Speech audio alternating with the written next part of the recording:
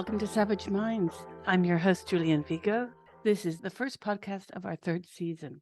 Our guest is Aaron Moulton, a curator and anthropologist based in Denmark. His research examines the way creative expression is purposed and managed through different traditional and non-traditional means, ranging from New Age spiritual communities, the global art world, and propaganda initiatives.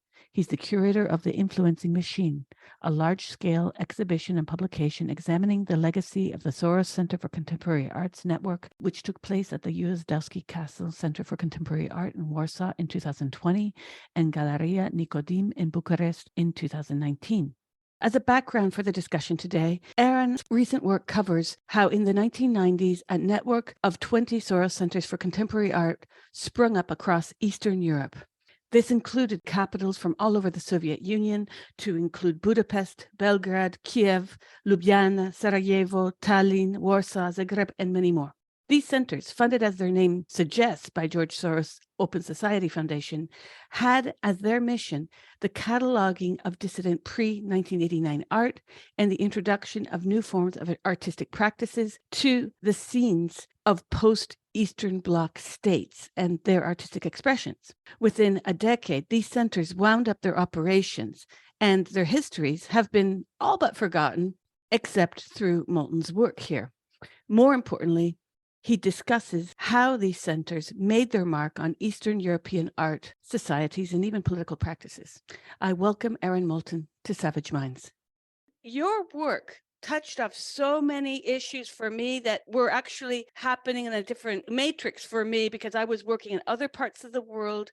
I studied under Vincent Crepenzano. I've done ethnography of violence, suicide bombers in the West Bank, imploding buildings in Morocco, and that disappeared grandchildren in Buenos Aires. And I'm very interested in what your project, The Influencing Machine, adds to this discussion of social engineering within societies by those people who can. Now, I watched the video that you said, 30 minutes to watch your presentation of your project, The Influencing Machine, that you gave in 2020. It was an online conference. And you are telling people who are very much a part, one of the people especially, Maria Lavalova, who runs the BIK in Utrecht, and who back in the day ran the Soros Center for Contemporary Arts in Bratislava.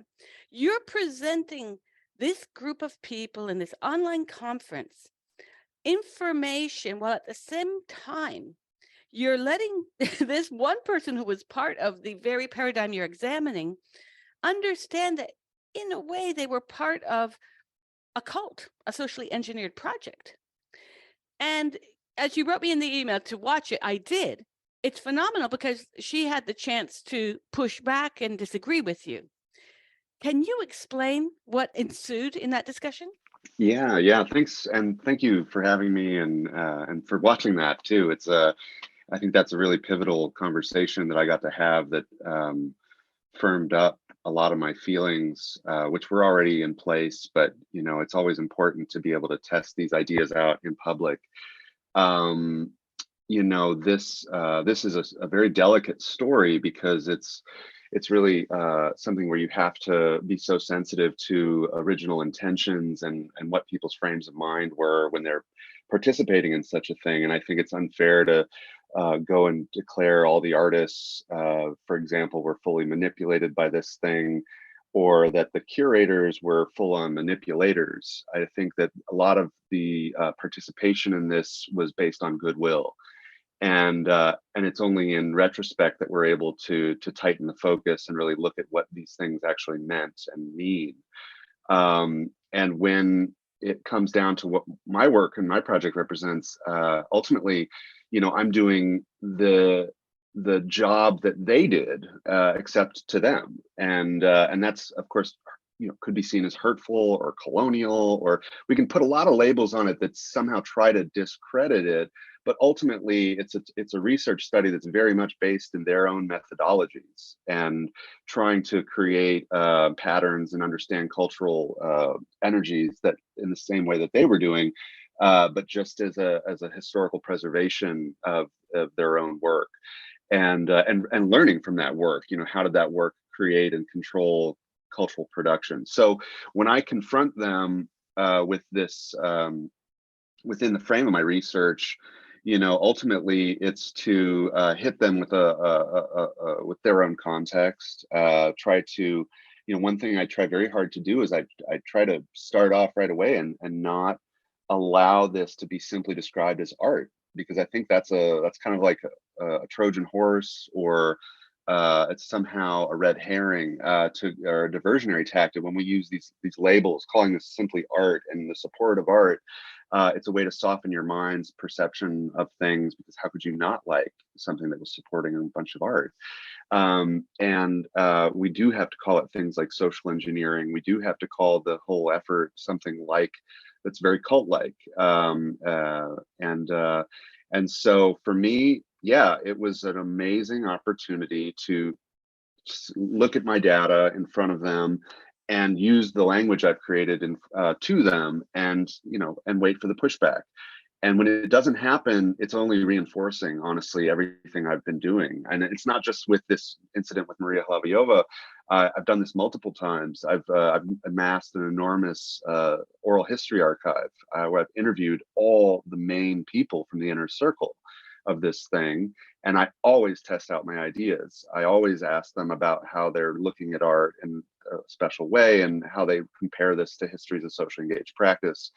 And nobody pushes back, really. People, of course, shudder at the term social engineering, but they don't. But they ultimately know it is what it is.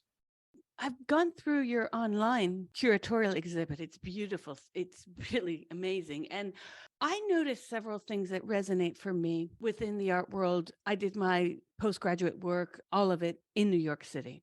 So I was in the thick of the art world from the late 80s through the 90s.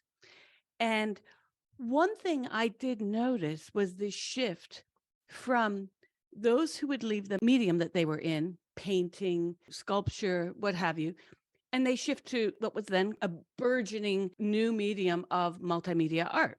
In your project, you show how this was artificially, in a way, I'm not quoting you, but artificially planted through these centers. And I'm wondering, where you have the processes in the US, let's say, of applying for art grants, or even what I did for my PhD, applying for doctoral grants to do my PhD research. We're all aware there are certain key words that will allow us to get that funding, more likely than not including those keywords. And I'll give you my own example. I included the word gender and post-colonial, and I happen to have been working on post-colonialism. I happen to have been doing a critique of gender, but I had to include it in a way that would be positively embraced by those funding me. And I did get a lot of grants because of the way I worded my applications. And I'm just wondering if you might speak to what some people will say, well, is this really social engineering, or isn't that everywhere in the art world? Where if you write an application, you want to do a Dia Foundation project, then you're going to have to include certain things that they're looking for, right? I'm sort of playing devil's advocate here.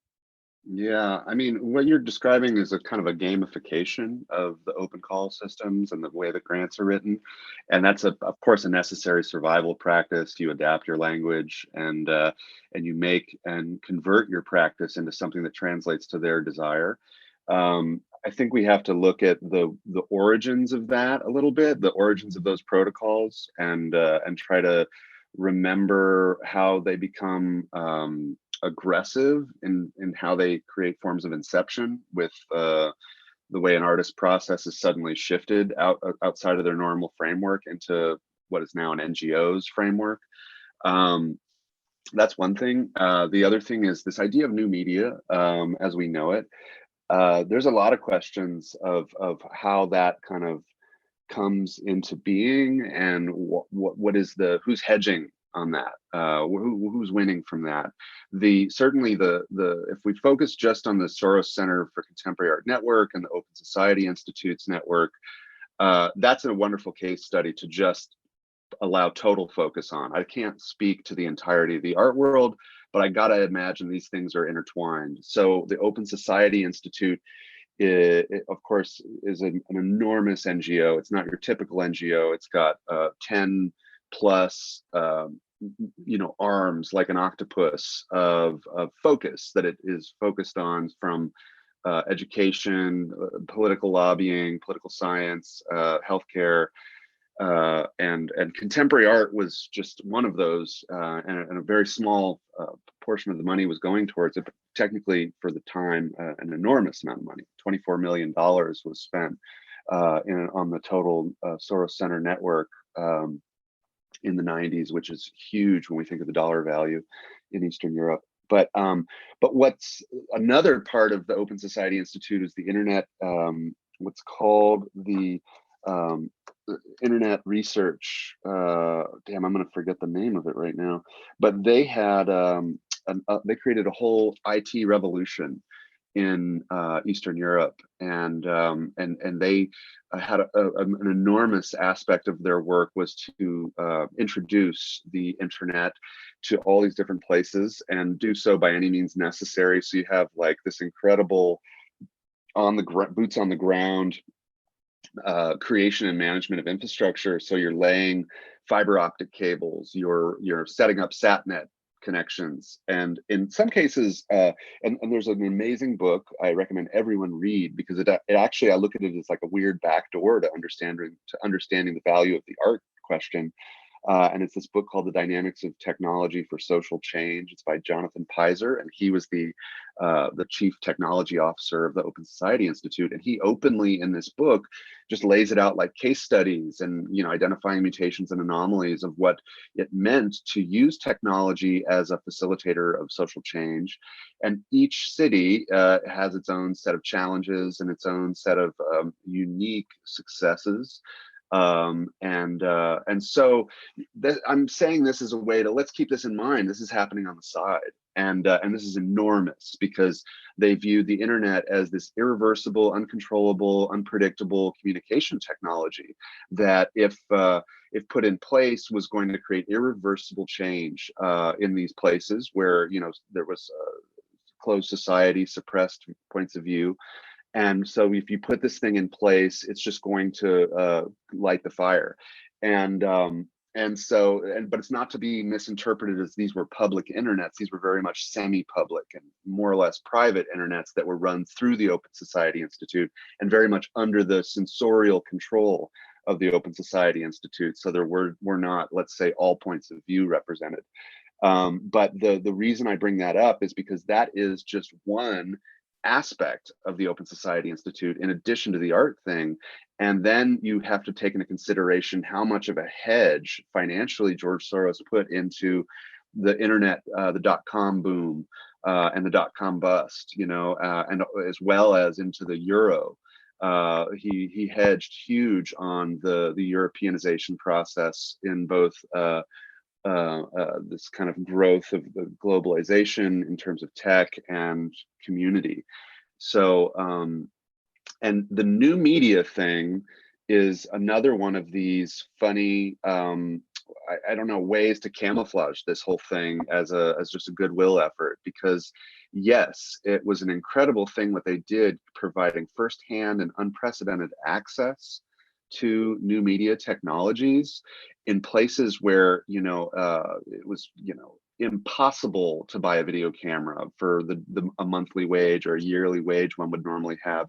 You're suddenly given unfettered access to incredible technological advancements, which are interesting when we think of the big push behind all of this, and what did it represent, where did it go outside of the development of just some art productions. I mean, and then we have to then remember that artists are very frequently exploited for their abilities to beta test and create systems interfaces for things like the internet, for things like video editing softwares. For artists are ultimately going to be the bug finders in all of these things, or the map makers. And so and we know that because of what we just saw with NFTs.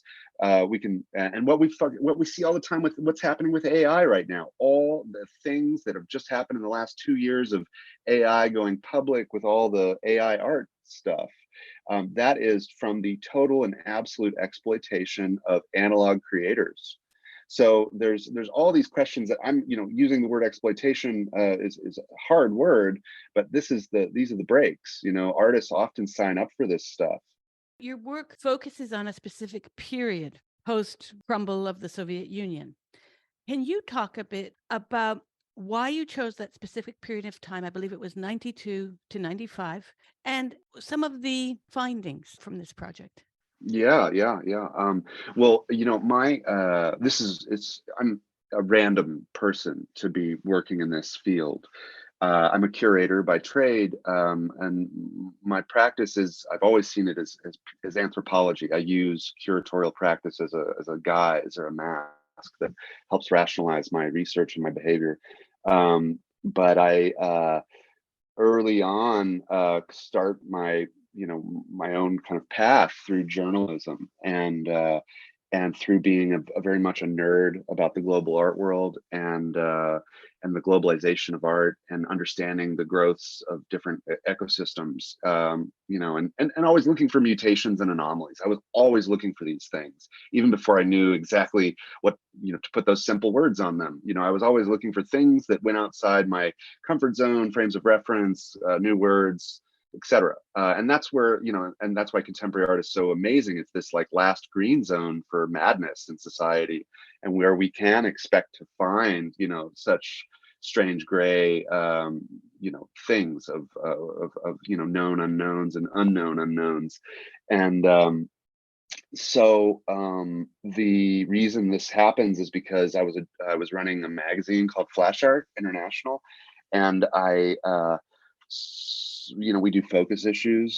This was in 2005. We do focus issues and different regions, and I generally had a magazine that had a desire to have the broadest spectrum of international focus of all magazines at that time. So I was always having a very open look at different artistic communities outside the market, and I kind of latched onto Eastern Europe because it was right nearby. I was living in Milan, and I just had not explored Eastern Europe, and it was so I realized the value of the coverage I was giving. It could help anybody, if you give them a review, give them new funding for the next year, just from one review in Flash Art. Could help rationalize an NGO's provision of new funding.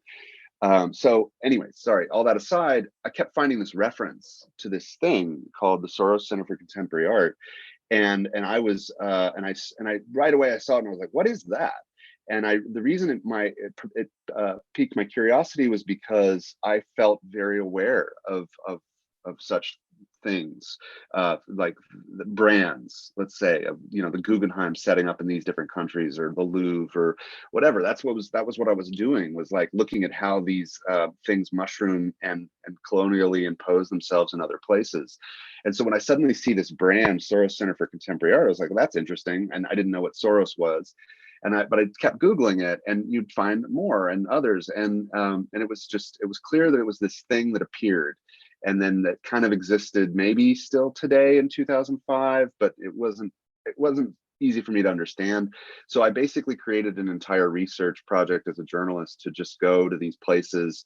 And I went to 10 of these cities to explore the arts infrastructures and figure out what the meaning of the Soros network was, in especially years on, what their infrastructures were like, how they developed. Then 10 years later, 15 years later, I get activated to turn this research, which had always stayed in my mind, this thing which I saw as an anomaly more than a mutation, a very unprecedented anomaly, because you realize when you dig into them, there were 20 of these things. There weren't just like 5 like the Guggenheim, but there were 20 Soros Centers for Contemporary Art in every major capital in Eastern Europe, as soon as the fall of communism happens. And so for me, that was extraordinary. And because they're carrying the same name, they must be carrying the same point of view. And so the reason I focus on 92 to 95, when I turn this into a very serious research project, because it was always a fascination for me for a decade. I just kept it in my mind as this great anomaly, and I ended up working with artists, representing artists, always kind of working within Eastern Europe as a context. But 92 to 95 is essentially when the network springs up. And it's like it's this sudden mushrooming, 92, 93, 94, 95.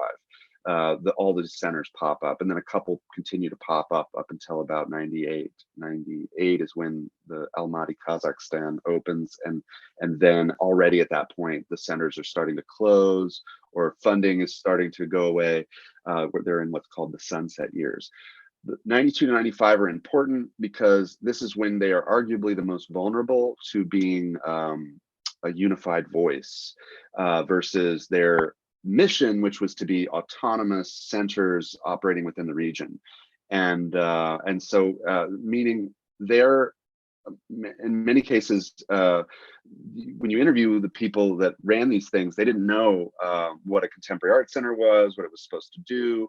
And some of them didn't know what contemporary art was, and many of them didn't know what a curator was. So they were all graced with this incredible privilege and power and asymmetric funding to change the world ultimately. And so the reason 92 to 95 is so special is because they're wayfinding, and they need to have the path shown to them. And so you see there's this incredible ability once you put their histories back together, and I'm talking about their exhibition histories primarily, but I think somebody could do a greater job and put the entireties of these things back together. So I made I made a whole research archive where I put back together more or less the entire histories of each of them, but I focused primarily on their exhibition histories. And when you see the exhibition histories of 20 of these things in a timeline, you can start to lay them over each other, and you see patterns in their programming. Can you discuss some of the patterns there? Because I started to see some similarities. And I was just wondering if you could go over some of the repetitions that do occur in these years. Yeah, yeah. So in 93 is when you really kind of can see them. You see the emergence of the most advanced form of socially engaged practice that we've ever seen on planet Earth. And this is special because arguably one can say this is happening. The Whitney Biennial happens in 1993, and there's a couple other things that we can say are happening in 1993 that the Soros people might have been privy to in an advanced way, but this stuff is unnatural. It's artificially inseminated in Eastern Europe. There's not a natural proclivity to lean towards socially engaged practice, community-based practice. Once you've come out of communism and these closed society structures, you're not going to readily trust groupthink. So, and then on top of that, to be told to criticize the government is also something you should be suspicious of in an early stage, to be having this privilege to criticize the government. And then on top of that, to step outside of your ego. This is the other thing. These artists were asked to think outside of their studio-based, individual creative genius, and think into the community, look at social consciousness as a medium. So this is the first and biggest pattern we can say, is there's this emergence of socially engaged practice, and then that is deployed through the emergence of, I think, one of the most advanced typologies of the curator that we've ever seen. So I would argue that this is the emergence of curatorial practice as we know it, because a lot of these curators become teachers and adjunct faculty at all the curating schools, which are just appearing at the same time. So you have the emergence of socially engaged practice and the emergence of curatorial practice.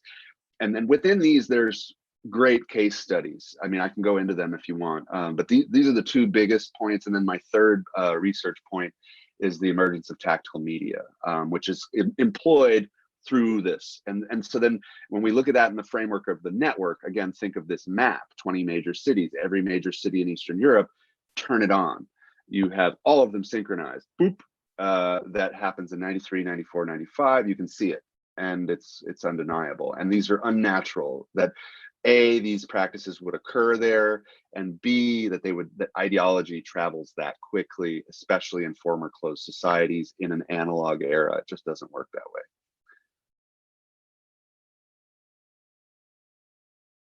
Yeah, yeah. So in terms of socially engaged practice, there's this exhibition called Polyphony, which happens in Budapest, and mainly a public art.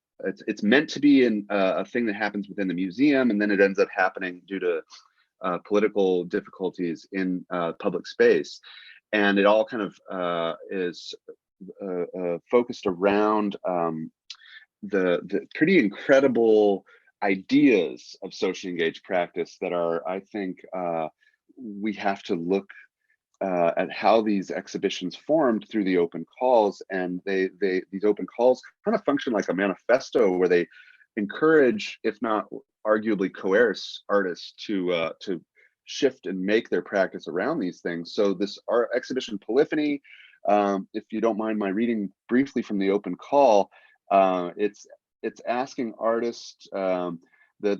So this is an open call that's sent out in March of 1993, and then this exhibition kind of happens in October, and it happens all throughout in public spaces in Budapest. And I will argue that no one saw this exhibition because it happens in public space, and it happens at a time when there's like low visual literacy towards what is contemporary art. And then on top of that, the mission of Polyphony is to make artworks that could not be readily perceived, so i.e. invisible.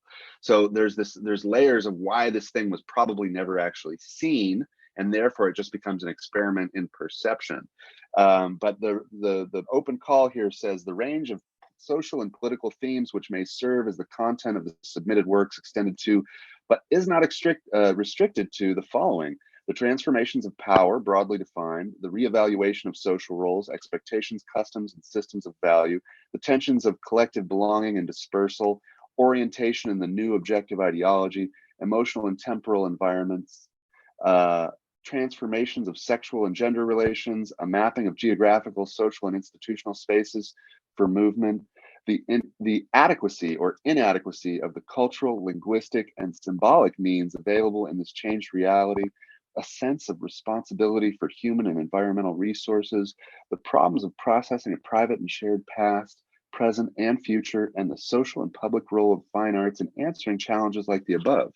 So in addition to the open call, which is asking you really to look at your social environment for all these problems, to what's called use social consciousness as a medium, is how the exhibition was described.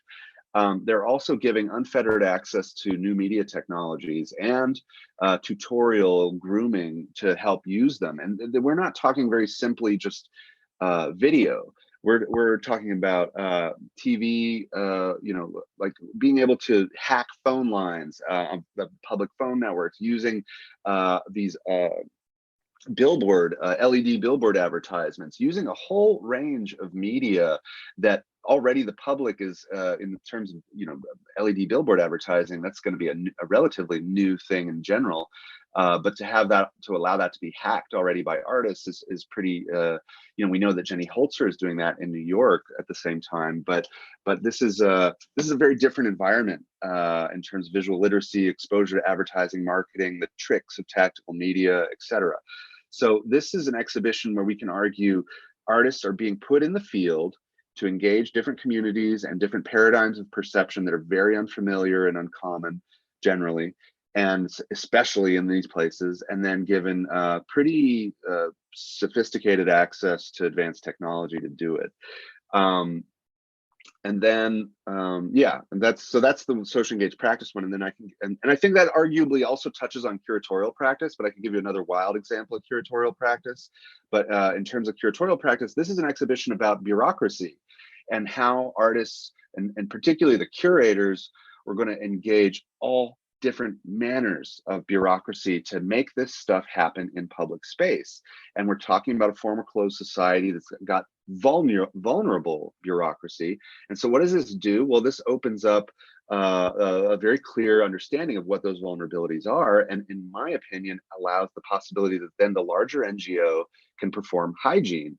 so it can understand where the vulnerabilities are, the core problem areas are. Like, are they sensitive to us using this public square? Why are they sensitive to this monument? You know, it's not easy for me to say there's a clear overlap of agenda and the use value of the data of the SCCA for the open society, but it has to be questioned. I think it has to be questioned as a definite, you know, gold mine when you have artists coming in like a Trojan horse versus an NGO.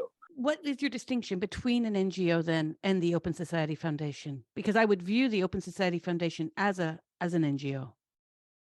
Yeah, I think like this NGO term is intentionally misleading. I think we have to look at it the way I'm talking about art. Like I don't I right away recontextualize it. Let's not talk about this as art because it's going to manipulate your perception of how you think about it.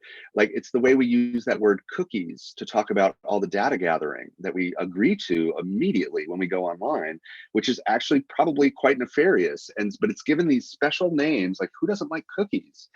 And so we NGO is non-governmental organization. Well, gosh, man, that sounds like a good thing. It's not the government, which is in the birth of the NGO. It's really trying to respond to these ideas of extreme left and extreme right, of communism and fascism, and they're just operating in between in an anti-political space, is the way they describe themselves. It's anti-political, not political. But of course, we learn very quickly that they are incredibly political. Their agenda is extremely political in everything they're doing because they are the nuts and bolts of social engineering we associate with neoliberalism. And so the Soros network, or sorry, the Open Society Institute network, I would argue is a super NGO. It's not a normal NGO. Normal NGOs have a limited capacity or a specific focus of helping, you know, different specific humanitarian causes. Whereas the Open Society Institute is hitting so many buttons in terms of what it's trying to accomplish that it goes really outside of our scope of how we understand what these things are. And I think we should identify it like that. We should not allow it this simple name NGO because that oversimplifies it and allows it in a little bit too easy or lets it off a little bit too easy. And so NGOs, yeah, I mean, are there to technically be watchdogs in society, especially the Open Society Institute is literally a watchdog that's going to do checks and balances on all kinds of things, from you know, making sure healthcare is in good order, government voting is legitimate, and these are all good things. They're all technically, I'm not saying they're bad things, but we have to watch the watchmen very occasionally because these guys they are not accountable to the same legal issues. NGOs are above the government. I think that's the way we have to look at them. They are super governmental. They are above the government. They are not subjected to the same regulations that government institutions are. In fact, they tell you how to regulate. So like the ADL, the Anti-Defamation League in America, is an NGO. Nobody can regulate on them, even though they arguably can kind of be seen as perpetuating the discourse of hate when they're technically there to curtail it or you know, perform acts of hygiene around how we understand hate speech. You know, they don't get enough. You know, they should get an anthropological accounting done on them and in relationship to what their perceived function is and how that actually works through independent data gathering about how it actually looks like what it is they're doing versus what they're doing.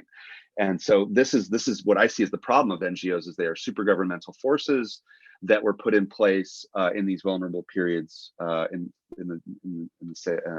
about Eastern Europe, in a time when we can say they were needed, where in these transition periods when they were needed. But 30 years on, I don't think they're necessary. And this is my opinion, but I think we could argue that NGOs in Eastern Europe are actually hindering the transformation process at this point, because they have their own mafias of power that they've created that are, again, super governmental, and they are like almost a political party unto themselves. And the Open Society Foundation still has some hold in many of these countries. Enormous. I was invited, and we're going to have a degree or two of separation, I believe, when I start mentioning names here. Super. I was invited to lecture at the AICA in Yerevan many years ago. A good friend of mine, Neri Melkonian, said, I can't attend this summer. She had something going on in New York. And she said, would you like to be part of the curatorial program? And you basically give lectures to the students. Da, da, da. I went, and it was a lovely program. I didn't realize until I think the second time I was invited that it was funded by the Open Society Foundation in part. I believe the Ford Foundation as well, but don't quote me on this. And this gave a generation of not just Armenian, all over the Eastern Bloc curators to come and hone their practice, their theories, etc. And there were many people that I met from this who have gone on to do some amazing work in the art world. It has really informed a lot of the way that I've thought about political framing from within the art world and this kind of, how to say it, input from what NGOs offer, which is essentially financial support for areas like Armenia, where they would not have it otherwise. And these are very poor countries. And I can't even imagine the kind of money that they were looking at in 92 in the era that you were examining, post collapse of the Soviet Union. What was the per capita income? These grants were huge, because I believe today, I remember a doctor writing me a couple of years ago saying that the average salary that she and others received in Bulgaria was something on the order of 80 euro a month. So I can only imagine that if these artists, and not even artists, there could have been people who were not then artists seeing calls for art projects saying, oh, I'll be an artist, because the money was a great incentive to go into this new field. You and I have Tej Logar in common. Oh. He was one of the students that studied in the session where I was first lecturing. There was Angela Harut Yunyan. Oh, yeah. She was just beginning her PhD at the time. And there's a whole slew, because they were coming from every single one of the countries that you have studied, in fact. And it was what struck me about this, though. And this isn't a criticism of the program itself. This is probably a criticism, in fact, of what we're discussing, Soros, because I have other criticisms about the Open Society Foundation far afield of the art world. But what struck me was the mentioning of gender. Now, I was pregnant, so I do know the year that I went there to give lectures, and that was 2006. I was an assistant professor at the Université de Montréal. I went there that summer. I remember hearing the word gender everywhere, and I kept thinking, how has this made its way here? And we're not talking gender troubled gender only, Judith Butler, but there was this focus of framing gender in a way that was uniquely coming from the West. I saw very little inflection of Eastern European anything. Okay. It was cut, copy, and paste, as it were. Yeah. I became immediately, I don't want to say skeptical, but my eyebrows were raised and curious. Yeah. Over the years, because I was invited several times there, my discussions became more and more and more developed, because the last time I was there, I had already left academia and was right on the gender wars in London and what has been going on for the past over a decade, but definitely the past decade, of what has gone on with gender identity becoming this ripping apart of sex, the decimation of sex. I'm going to give you the spoiler now. I've done a lot of research on the funding of this within major media. The Open Society Foundation has funded The Guardian, loads of money to cover issues on gender identity. This society is not the only one. But I'm finding that these kinds of socially engineered narratives, and I say it very obliquely, perhaps for some people, but I always wonder what if there were a heaven and we could see people like Frederick Douglass in the sky looking down at us and thinking, oh my God, all we had to do was claim to be women, and then everyone would have been sympathetic to us. It wasn't enough to be a slave. Because what we've seen in the flash of very little time is a lot of people having the claim to being oppressed and to wanting human rights and rights and the decimation of women's and children's rights, as is currently the case in many countries. And all it takes is to claim to be part of the oppressed class, which is a very neoliberal narrative, because it is actually coming from the social engineering of major media that never interrogates this. It's very sad to me to say, and you'll see me saying this sometimes, and it's crazy that I'm having to say this, but the only major legacy media covering critical aspects of gender identity, for instance, is Fox News. I mean, how sad is that? That we've got that now we're living in the era of post-Russiagate, where we've seen a lot of that kind of engineering. Oh, the Biden laptop and all the fake news stories that were allowed to disseminate and allowed to sit there on the internet with no addendum, no apologia from editors, nothing. And more than a decade later, all the claims that the New York Times, the New Yorker, the Atlantic, etc., all these publications were allowed to run with certain lies. Again, these are the same publications pushing gender identity. And these are very neoliberal projects that put to the side class inequality, poverty. And it was very shocking to me, especially since lockdown, to notice that of all people speaking about this, it was Tucker Carlson. And I had to do a double take because I couldn't stand the face of that person 20 years ago in the post 9/11 era. We recall the infamous scene with Jon Stewart and him, but not just that one scene. The dissemination of news at Fox post 9/11 was quite troubling. The global war on terror would never have gone forth had it not been for the collaboration with the quote unquote left, but they're not really that left, the Democrats, the neoliberal left, let's call it. So what I'm seeing here after having looked into the Soros Foundation's funding of gender identity, for instance, and promoting narratives that are even counter to science, counter to fact, but they work well if you're, Rachel Maddow, there's a similarity in terms of these narratives that are being used I'm quoting your installation here where you ask, will NGOs become the substitutes of governments? I have to say, in a way, they already are. Yeah. Because we're seeing so much power from these NGOs and other organizations that might not be officially non-government organizations, but they are charities of some form or another. I'm using the British term on purpose because that somehow sounds more sympathetic. These charities are able to push agendas, as we have seen with all of the excellent journalism around the GRA in the UK that was pushed forth in 2004 without any consultation as to the detriment of children's rights.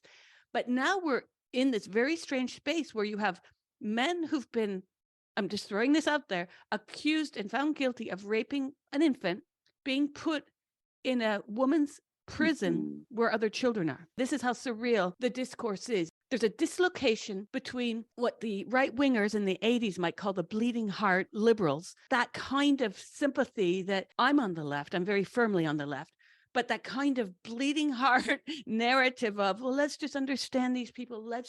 They need more love. They need this, they need accommodation. But on the other side of this is this vehement refusal to see science and to see that the category of sex exists for a reason. It's not that I can just declare myself a man and suddenly I can be Arnold Schwarzenegger at deadlift weight, right? We're in this very strange space where the narrative of identity politics and the culture wars that you actually get at in your work is completely at odds with what the last 3 years would have been called follow the science, right? Well, I mean, you hit a number of things there.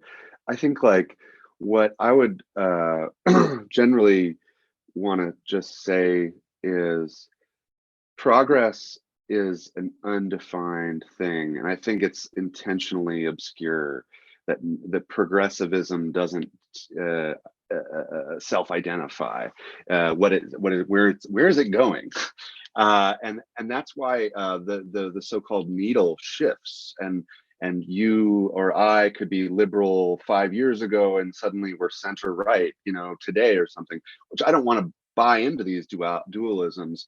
I'm a bit concerned by how I see the language constantly gamified and used for different forms of agenda, and create I think there's within everything you've said a lot of false consciousness in terms of how all these what the neoliberal project has done to create little mini socially engaged social justice warriors fighting for some very idiosyncratic or large macro cause, you ultimately have this thing that's cannibalizing itself from within. That's the sad reality, I think, of the neoliberal project, is that it was there to stand in opposition of the open society and help perform hygiene to or stand in opposition to the closed society and perform hygiene to eliminate it, to do this de-Sovietification process. And now that that's done, it's like a cannibal. It's a very hungry beast that has no boogeyman, and so it's constantly looking to identify a boogeyman, and it's gonna basically do it from within. You hear stories of like Amnesty International and all these different humanitarian aid or whatever groups that are dealing with their own struggles of woke culture from within, taking themselves down.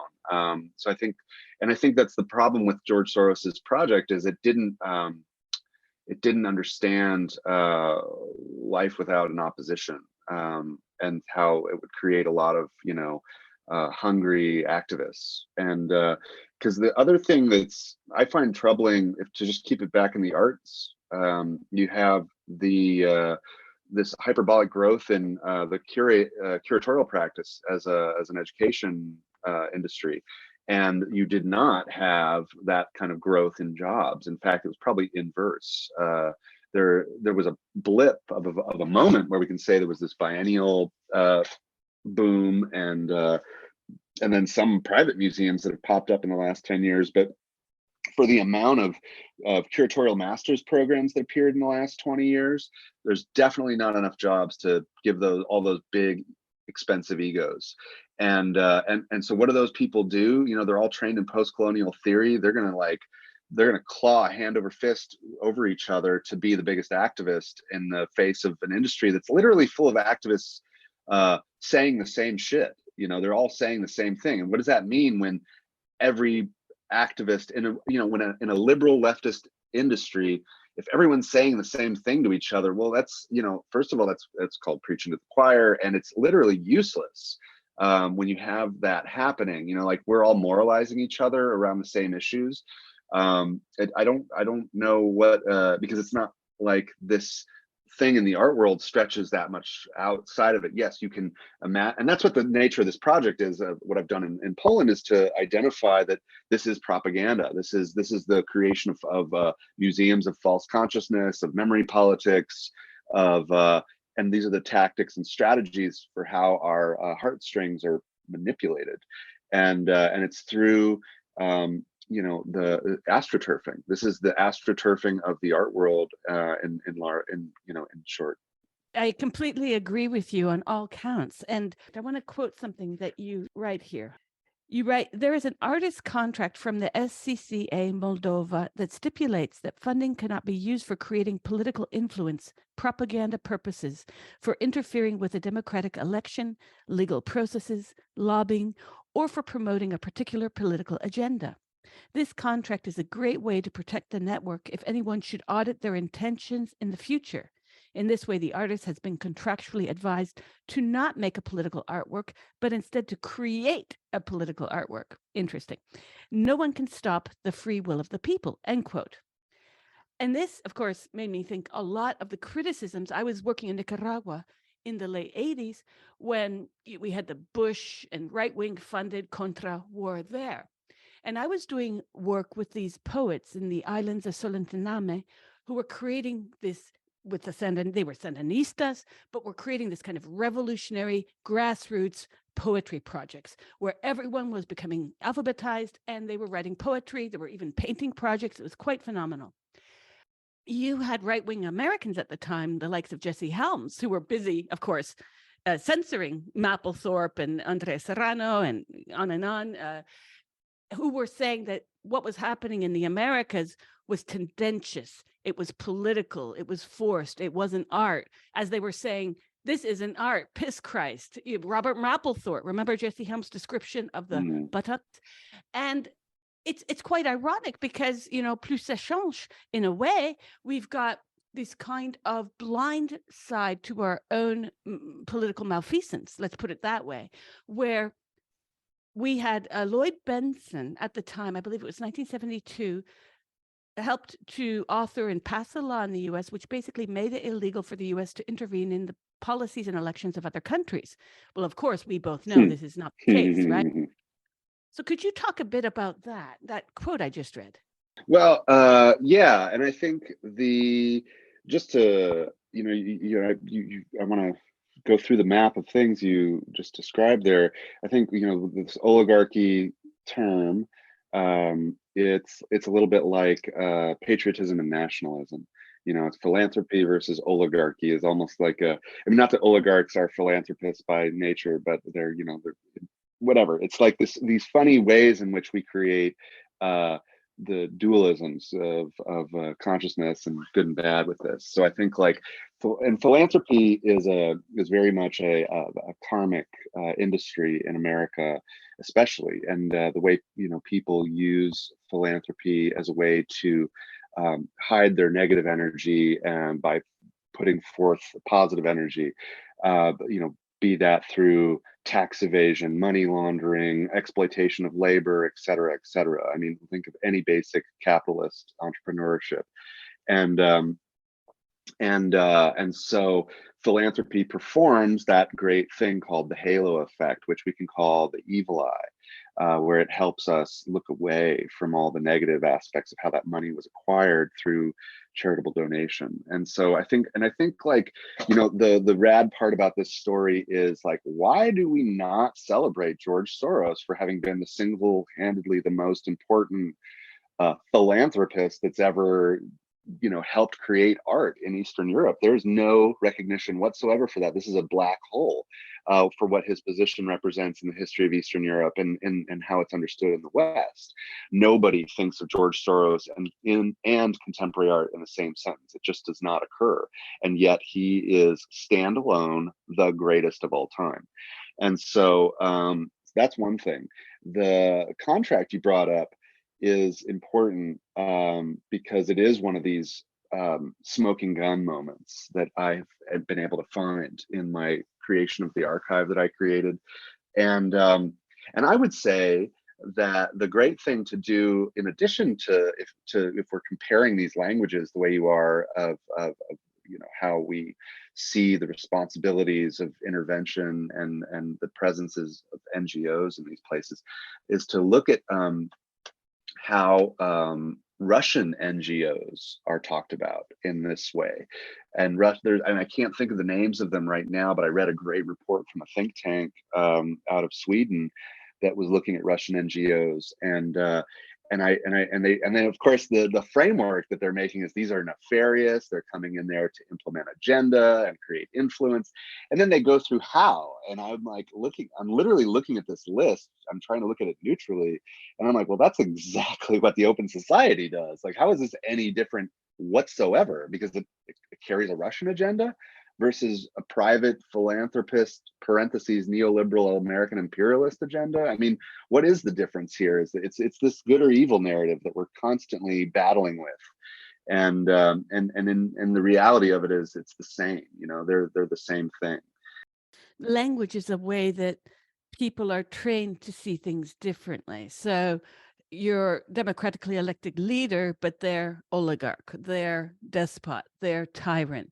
And we've seen that language, just to take the example of Putin, how he's framed differently depending on what he's doing, what year it is, the same media.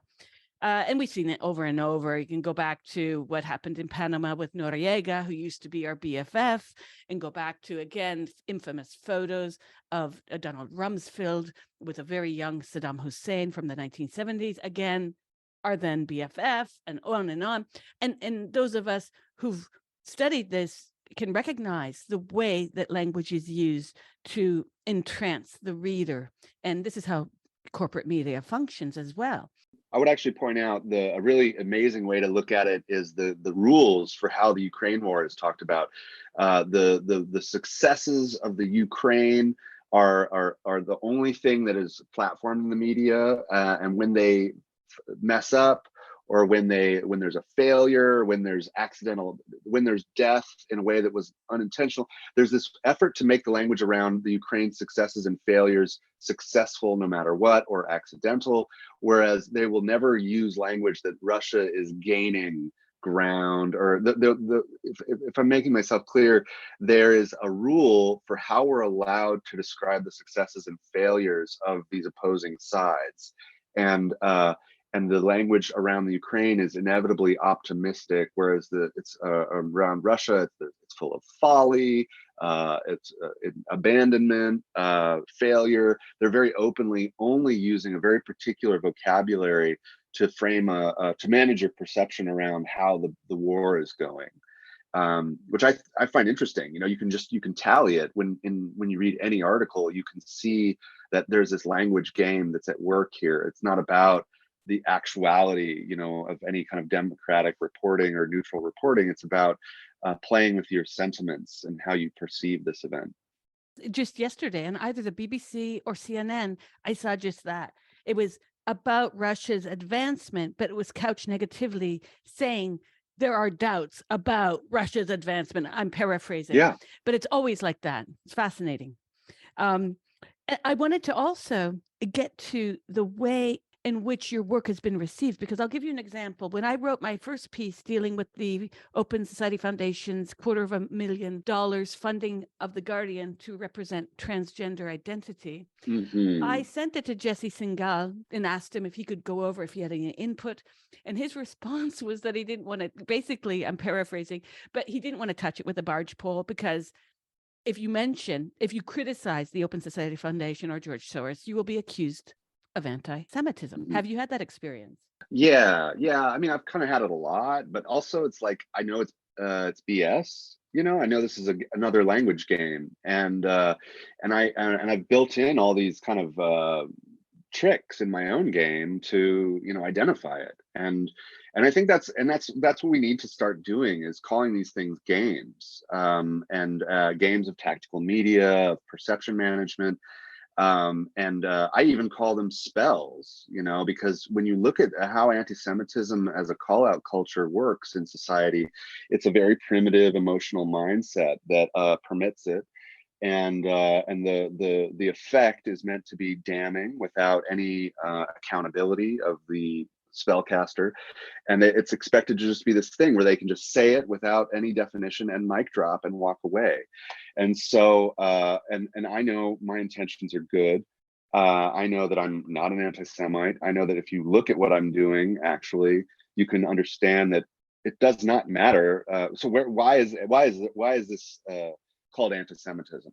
What would be the basic, the real simple 1+1 reason why this is called anti-Semitism?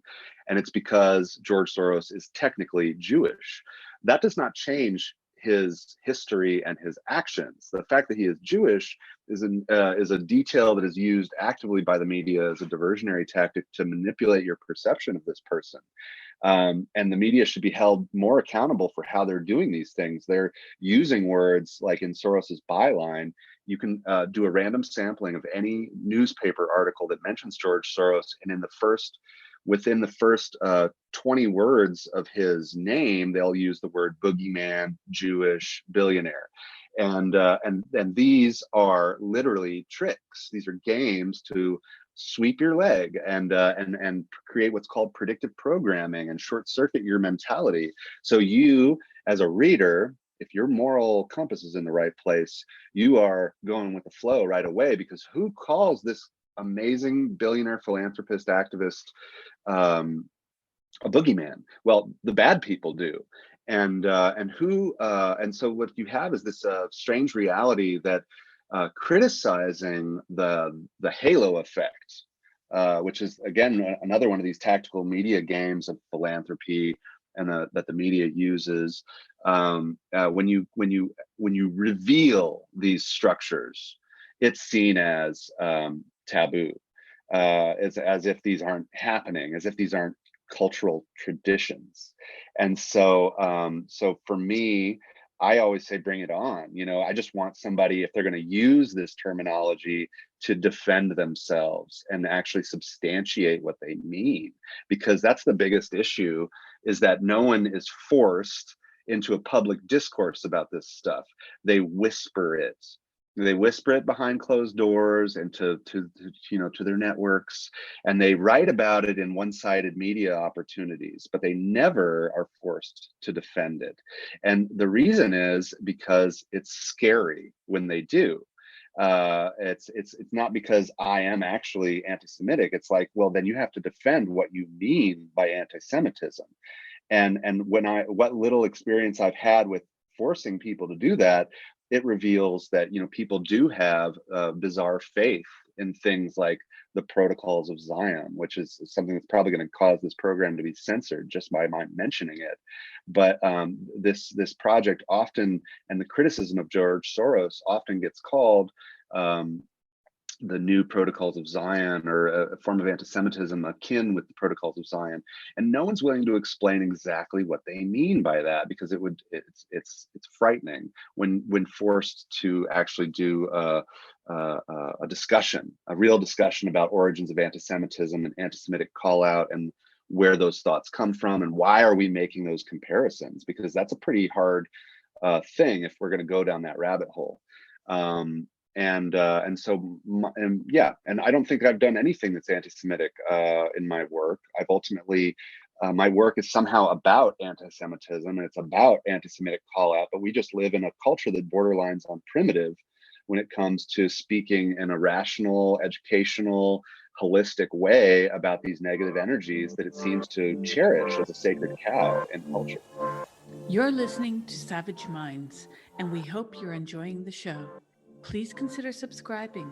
We don't accept any money from corporate or commercial sponsors, and we depend upon listeners and readers just like you. Now, back to our show.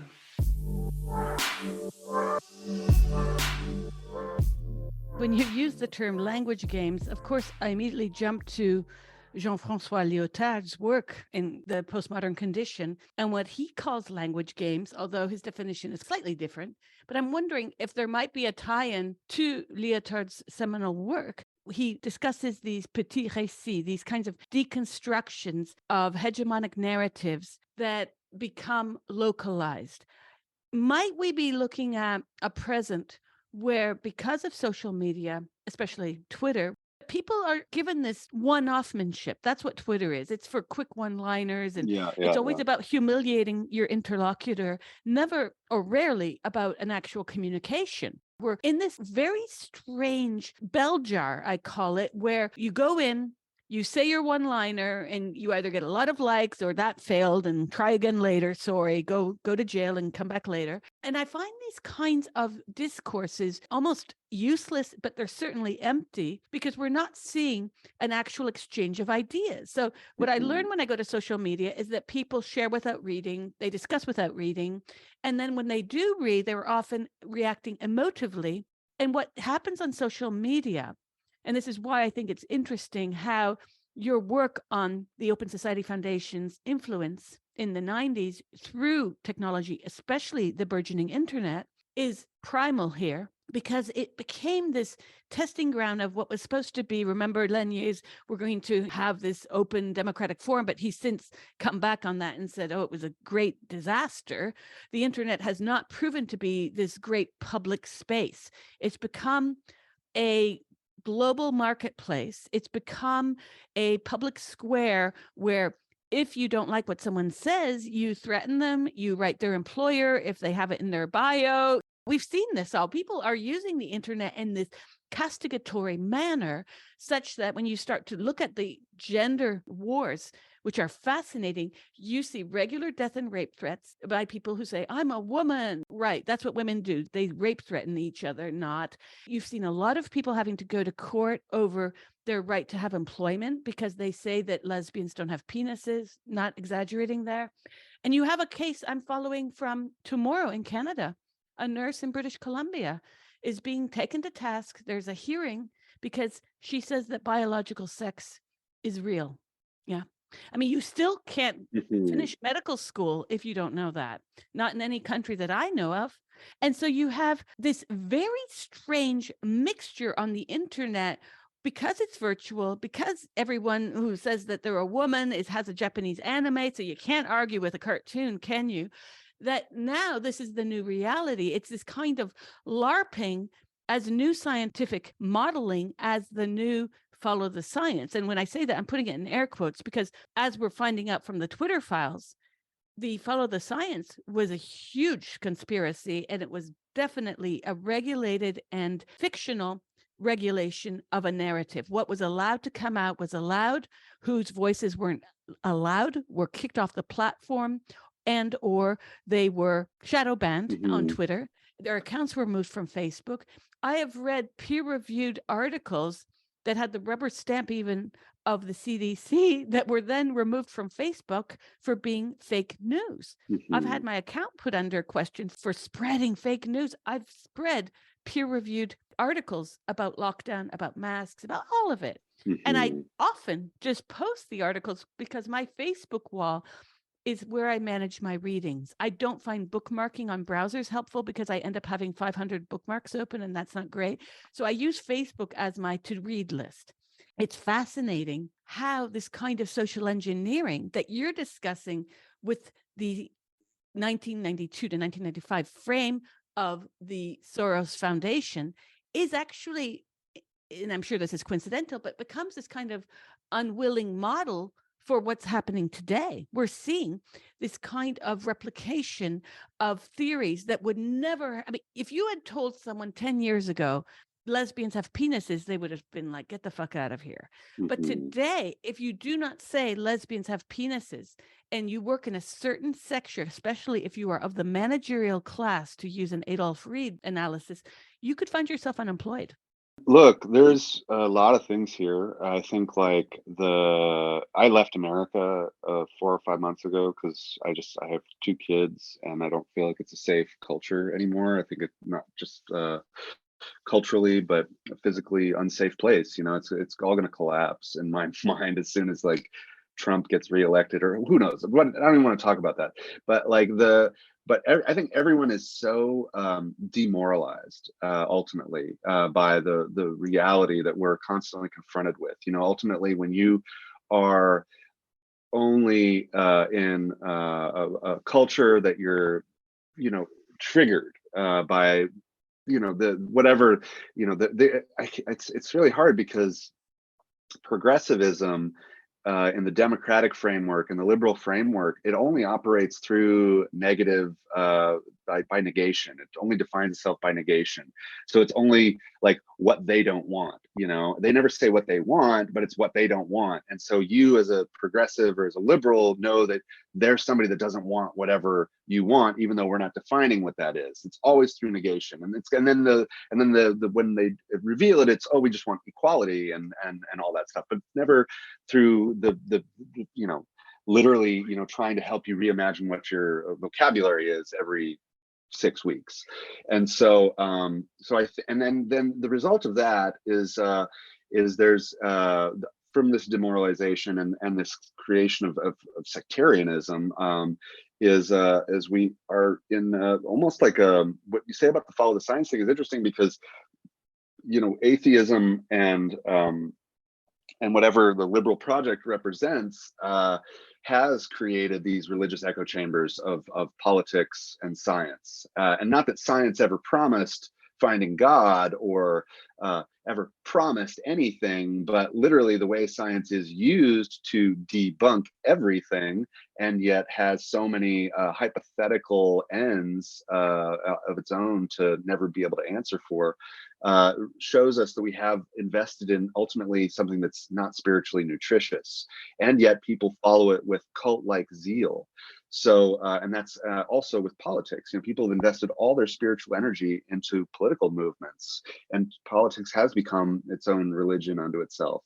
And so and then you combine that with the internet and the way we talk about what the ambitions and the aspirations of the internet were back in the 90s versus today. I mean, George Soros himself is of course one of the people that helped pour gas on the evolution of this thing. And then at the same time has been the guy that wanted to try to reverse course when he saw social media becoming this monster that he never expected, in terms of how it's going to come in and cannibalize everything around it, especially his precious open society.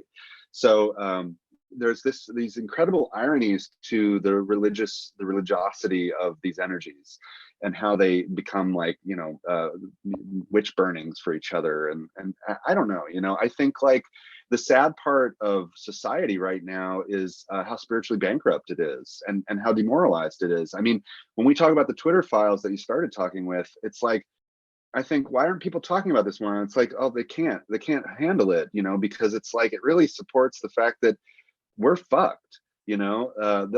All this is a pure demonstration that you've just been taken for the biggest ride. All your energy has been literally instrumentalized as the ACDC of his, hysteria, and we're just constantly, weaponized in this way to move left or right. And you see the Twitter files ultimately offering this clear looking glass into how that hysteria was used ultimately, and directionalized. And so when we relate it to the story of the SCCA, like how do these things relate? Well, there's this funny thing happening off in little old Eastern Europe in the early 90s that no one in the art world, in the mainstream global art world, is reckoning with. And but this is planting the seeds of this whole social justice practice that is existing in contemporary art. And not that those things wouldn't have happened maybe naturally, but they are definitely accelerated and beta tested in ways that we've never reckoned with, to give us, new possibilities. And then they get gentrified through the biennial movement and through the curatorial education programs where all these people sat in as lecturers. So there is this real importance to do an accounting and a checks and balances of our art history and see how much it means for our current cultural histories, because we do these things only when they're like functioning for aspirational, optimistic narratives, when we want to say how great pop art was, how great conceptual art was for language or for the American Imperial Project, but when we suddenly see that art can actually be hijacked and used to perform activism that goes beyond our free will, then we're suddenly like, oh, that's scary, how dare you question my activist intentions, even though I've been kind of nurtured within a culture that made me inevitably have these intentions. So I think there's a lot of great ways to circle back to this research, and how it helps us identify the way in which we become saturated by these practices and demoralized by them. What you're saying makes me think about Walter Benjamin's work that we all were given in graduate school or undergrad, the work of art in the age of mechanical reproduction, where he posits that the transformation in the nature of artwork is resulting from the conditions of technological or technical reproducibility. I wonder if we might be heading towards another reanalysis of his work in view of what we're discussing today, the bureaucratization of the processes and the economic incentivization of the processes of the art world, and how this has itself inflected new genre, even artificially, because you say, oh, this is an art. And I agree. But then we go back to that age-old debate of what is art. And you have, throughout the 20th century, many theorists positing various definitions of art that even conflict. Remember the response to Dadaism. Is a toilet art? Is found art art? Are found objects art? I went to one of the last times I saw Vincent. He said, oh, I was just in an art show. You have to go. And I was like, really? You were in an art show? He says, yes, go to the Guggenheim. So I went. It was Tino Segal's This Progress. I show up, and the Guggenheim, for those who've never been there, is this big spiraling, like inside of a snail shell, I guess. And I go, and there's a little girl who looks just like she could have been out of Alice in Wonderland, who says, come with me. And we walk up the ramp, and she says, what is progress? And I'm sort of taken aback because I had no idea what to expect, because Vincent didn't tell me what to expect. And I was like, oh. And so I start to talk. Well, as we go up the top of the Guggenheim, the age increases of my interlocutor. She hands me off to another person who is in his early teens, then another person in late teens, early 20s, etc. Mm. And I'm going all the way up through life. And it was quite a beautiful experience. I'll never forget it. And I myself have worked on the issue of what is progress, especially through one of my favorite philosophers from India, Ashish Nandi, who infamously stated, the progress of today are the traditions of tomorrow. So we begin to, as you said earlier, this bifurcation of good, bad, progress, regressiveness, tradition, modernity, etc. These are issues that in other cultural sites are handled, I would say, more thoughtfully. You mentioned not living in the States. And the first thing I've thought of when you said 4 or 5 months ago, I was like, well, your child wasn't shooting his or her teacher, right? Because Mm. we come from a country with incredible violence on the seat of a kind of hubris about the right to arms and that debate.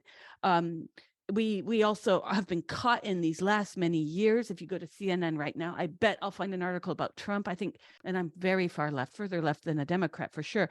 For all of his ills and his pussy grabbing, he knows what a pussy is. He knows what a woman is, which is a strange thing for me to say, because I have to make the choice as a woman between the one president in my lifetime who started the fewest wars or the rest. I have to Mm. make my choice between someone who pussy grabs, but hey, he knows what a pussy is, and this is a very uncomfortable position for me. And yes, the discussion now goes to the right to have access to abortion or not, but we are living in really, really strange times where I don't know, Aaron, what the rights will be if we continue down what Scotland just went through the other week. Scotland now is going to, and is already, placing violent rapists in women's prisons. And when you sit with that for a minute, I mean, it just blows my mind. And it blows my mind that women's rights are now in these countries, especially in the US and in Canada, are being fought by people to the right of center. So when you say, what are these violent, I agree. I don't think left and right has the same meaning at all. I don't even think they have meanings anymore. I think we're in this kind of fourth dimension of political Mm. saliency, where your work intersects between the art world and anthropology.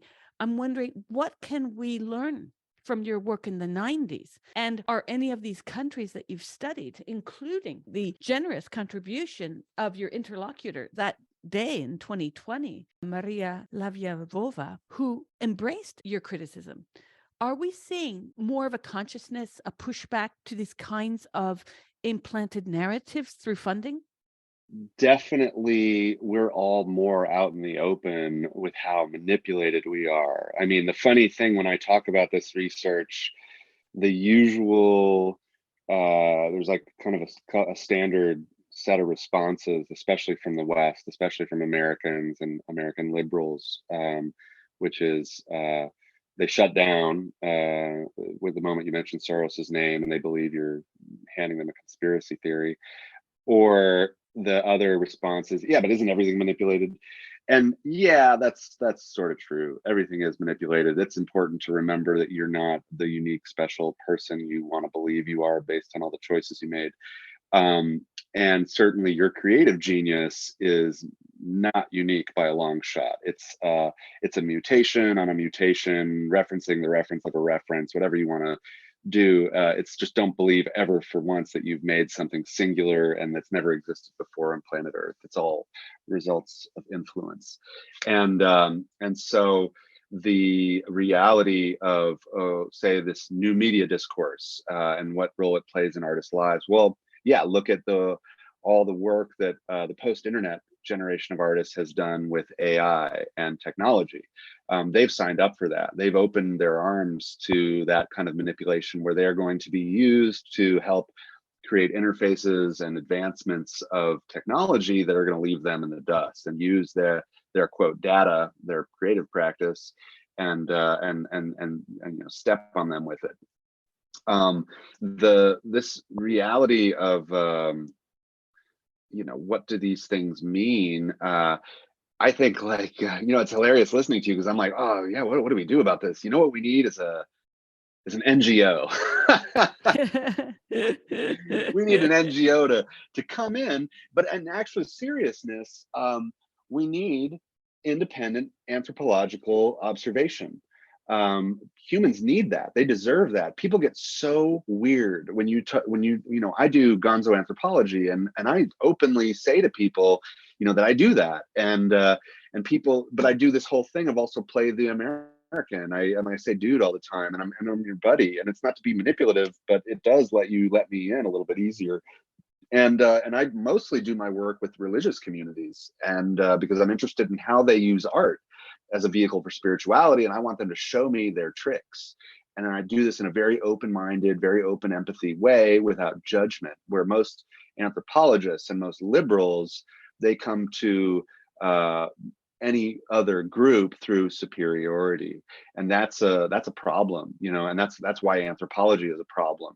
And of course, there is a superiority in my position in that I am the observer, but I am not coming with bad intentions to, judge your values and so forth. I just want to understand, and I want to get to a position of understanding where people are coming from with things. And I think we need more independent forms of anthropology that are not academically sanctioned, but that do kind of have the ability and the to walk in and help us better identify our patterns.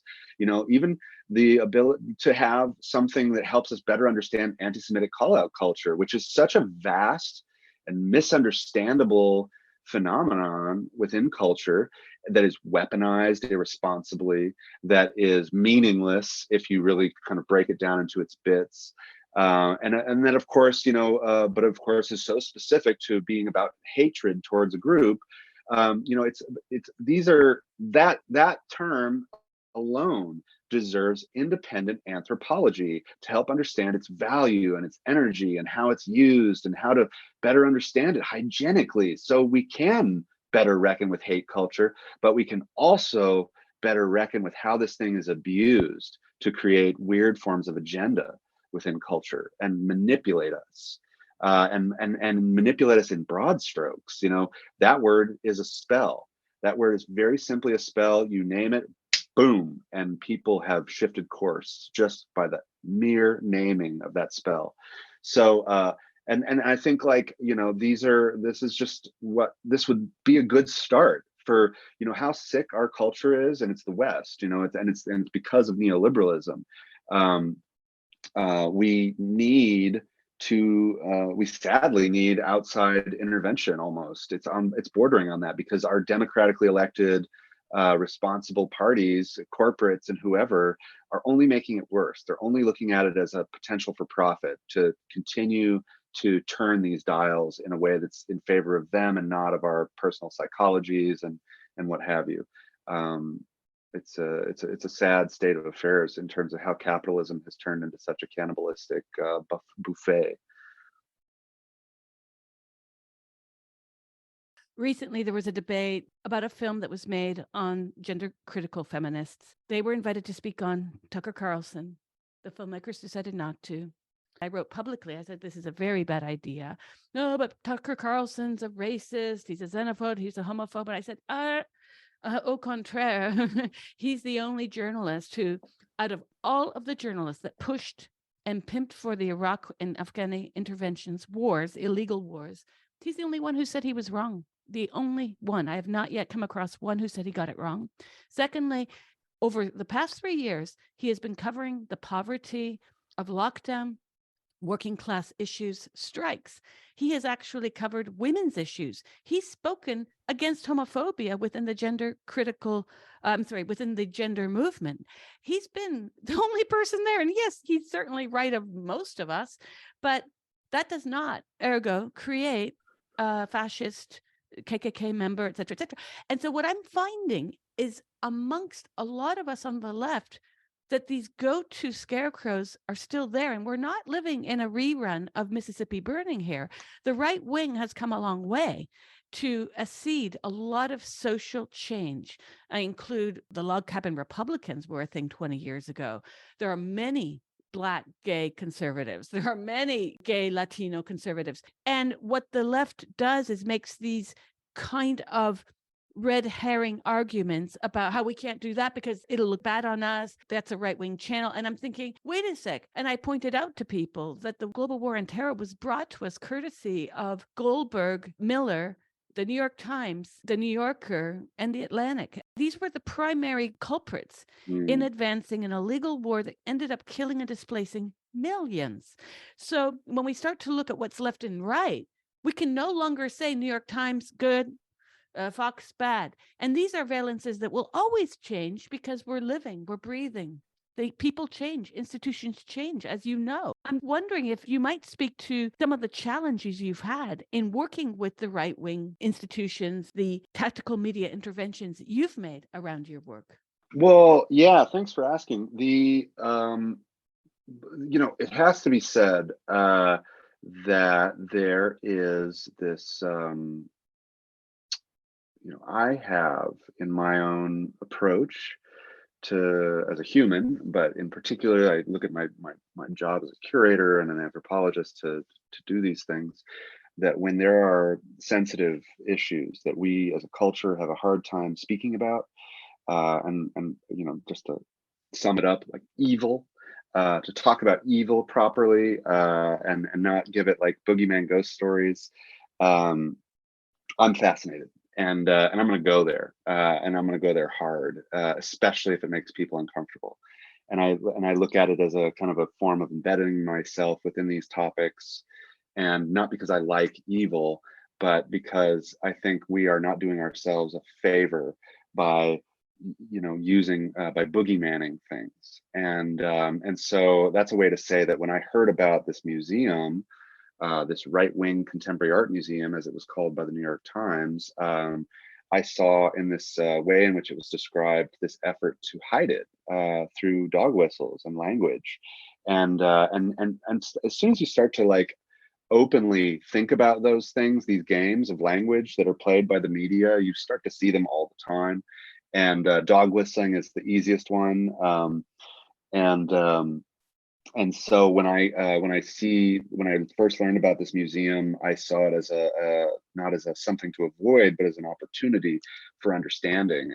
Because also I'm very clear on the notion that the worst thing we can have right now in this sectarian society we live in is dialogue, speaking with the enemy, and all these things. People are deathly afraid of it, and it's liberals, honestly, that are the most afraid of it, that are going to have to share, that are going to have to break bread with the bad guy, and they're the ones that need to grow up and do it, honestly.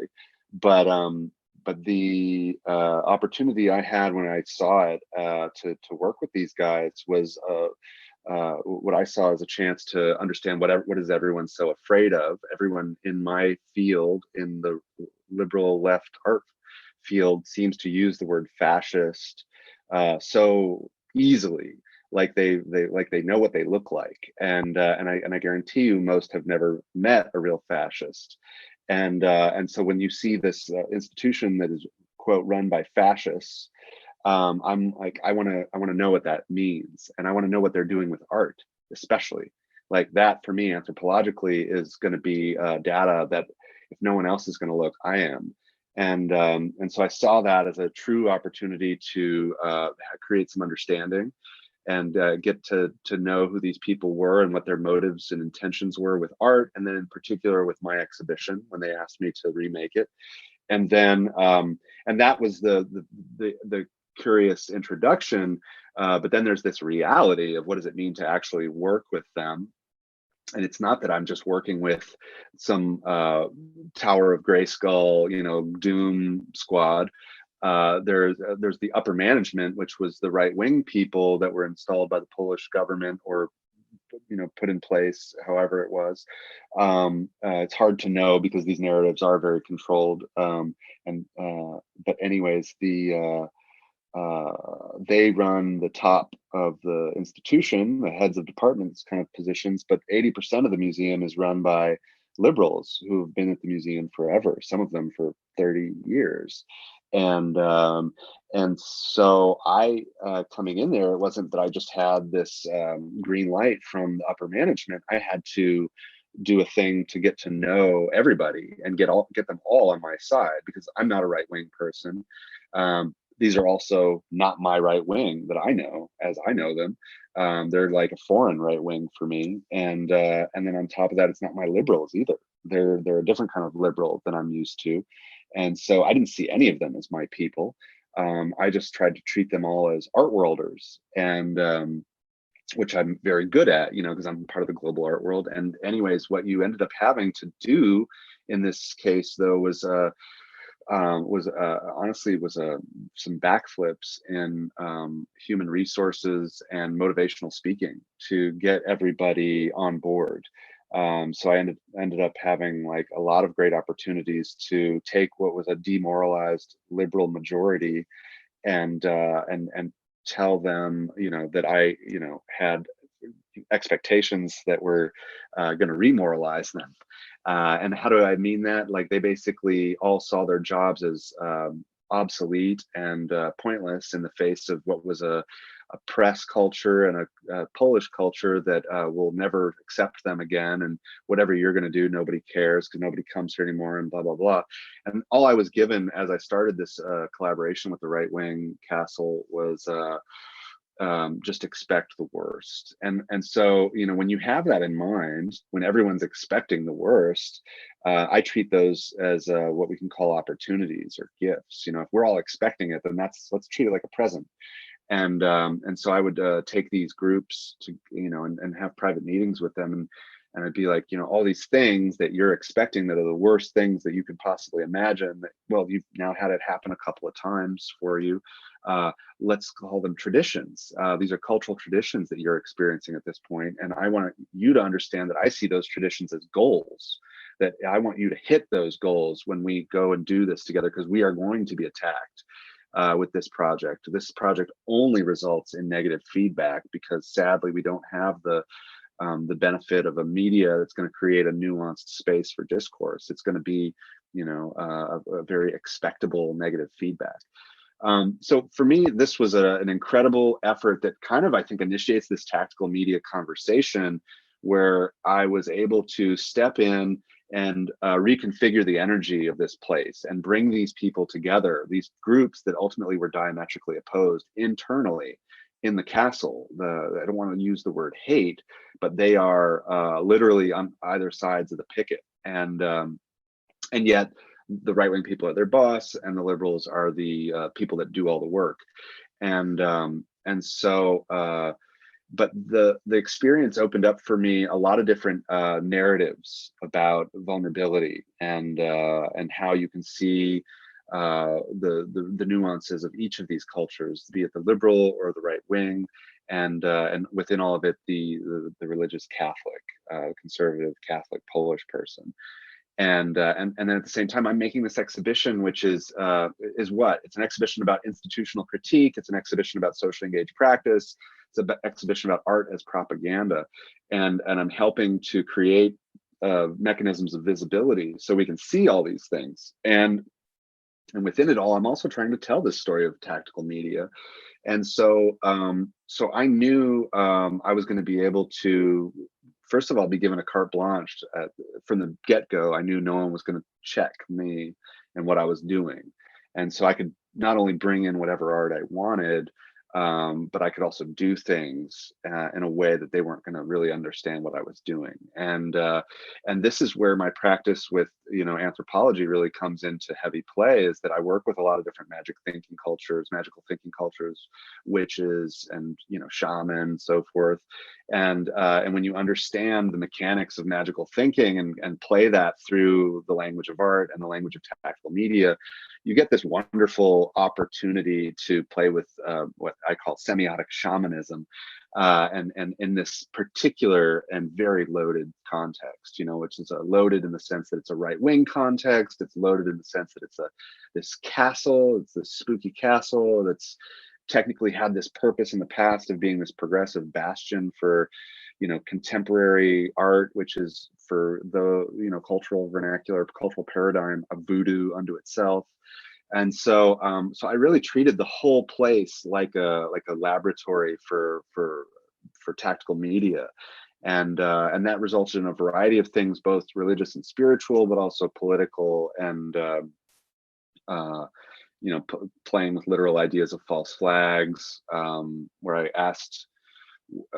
One of the things I did was, it's a long story to go into the why I did this and the reference I'm making, but the false flag is a very important thing we talk about all the time in media, and it's just a very important tactic that's used by our governments and by the media to help manipulate consensus through situational forgeries, creating situations that we will inevitably believe on surface are this thing that we are told it is, and here's the evidence to support it.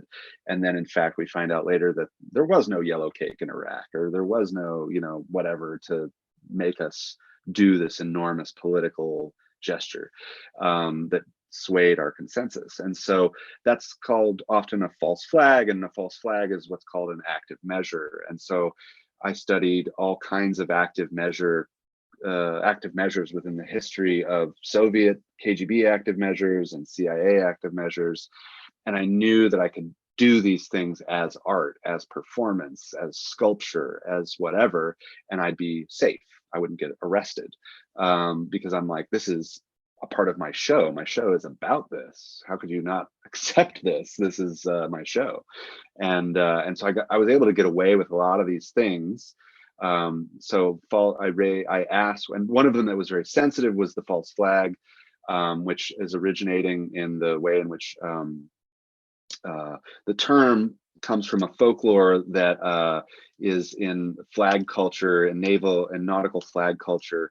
You have the surrender flag, which is the white flag, and you raise that when you're in trouble, and it brings in the help, or it calls off the battle to say that you can't fight anymore.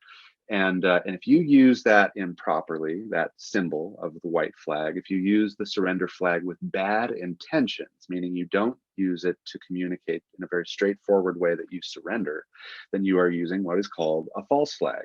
And legend has it pirates would do that. They would raise the white flag as a way to bring in the enemy, and as soon as they were close, fire upon them.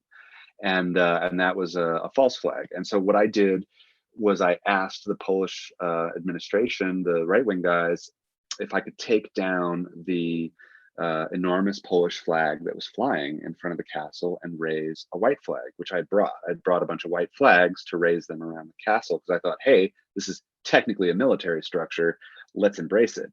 And so I asked them, could I take down the flag and put up a white flag? And this was one of the first moments in my entire project, which was full of crazy shit that I was getting away with. This was the first time they said no. They were like, absolutely not. No way are we going to allow that. And that was when I realized they are very religious about this symbol and what it means to fly it outside of this structure. And then I was like, look, man, it's just for the photographs. I don't care if we fly it for the show or even for the opening. It's just, let me take it down for 5 minutes so I can take a picture. And you know how Duchamp's urinal works. No one ever saw that thing in person. We all saw the Alfred Stieglitz photograph. Duchamp understood the media and the reproducible image as being more powerful than the object or the situation itself. So if it can be seen that I flew this flag, it will be known that this flag was flying, and that's the reality. And they said, no, you cannot take down the Polish flag. And so I did these other things to help. I flew the flag outside of one of the turrets, and I did a photo op where I hid the Polish flag with the white flag. But other shit that I did, I sent a night letter, which is a form of propaganda. A night letter is an anonymous piece of information that arrives at a journalist's residence or desk. And it's a thing that's going to break the case. Like, for example, Hunter Biden's laptop is a form of a night letter that we don't know exactly where it came from. And on it, there's information that's going to completely shift the narrative of the story. And so one of the early moments of HR stuff I did with the public relations department is I was like, what happens? What are some of those things that happen to you that are so upsetting with the way in which I can expect these upsets? They're like, well, something that always happens is there's a whistleblower. There's a whistleblower here at the castle who is sending insider information to the Gazeta Wyborcza, which is the Soros-funded, Open Society-funded newspaper there in Warsaw.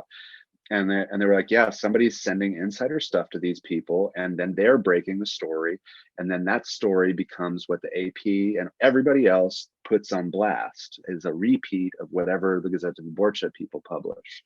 So I was like, well, that's awesome. That means we've got a whistleblower that we can depend on. So how about this? How about I will send them my insider dossier, my special dossier about the exhibition that has all my notes, all my sweat, all my smell, all my everything. I'll even put special shit inside there that'll make them feel really like they got a special thing. All my maps, I'll put all of it in there. And I mailed that shit to the Gazeta Wyborcza people. So they would have an anonymous advance on the story.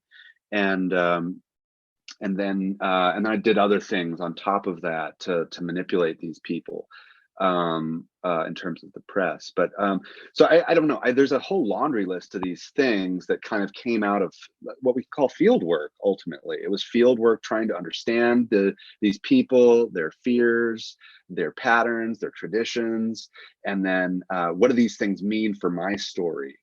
Because my story is a meta story, in fact, about these things. So, and then it allowed me the chance to glean a lot of really important data from field work that I could then apply actively in my exhibition. Reading your entries online, I have not read the book. It reminded me of James Clifford's Anthropology of Anthropology. I'm sure you've heard that before, but maybe not. No.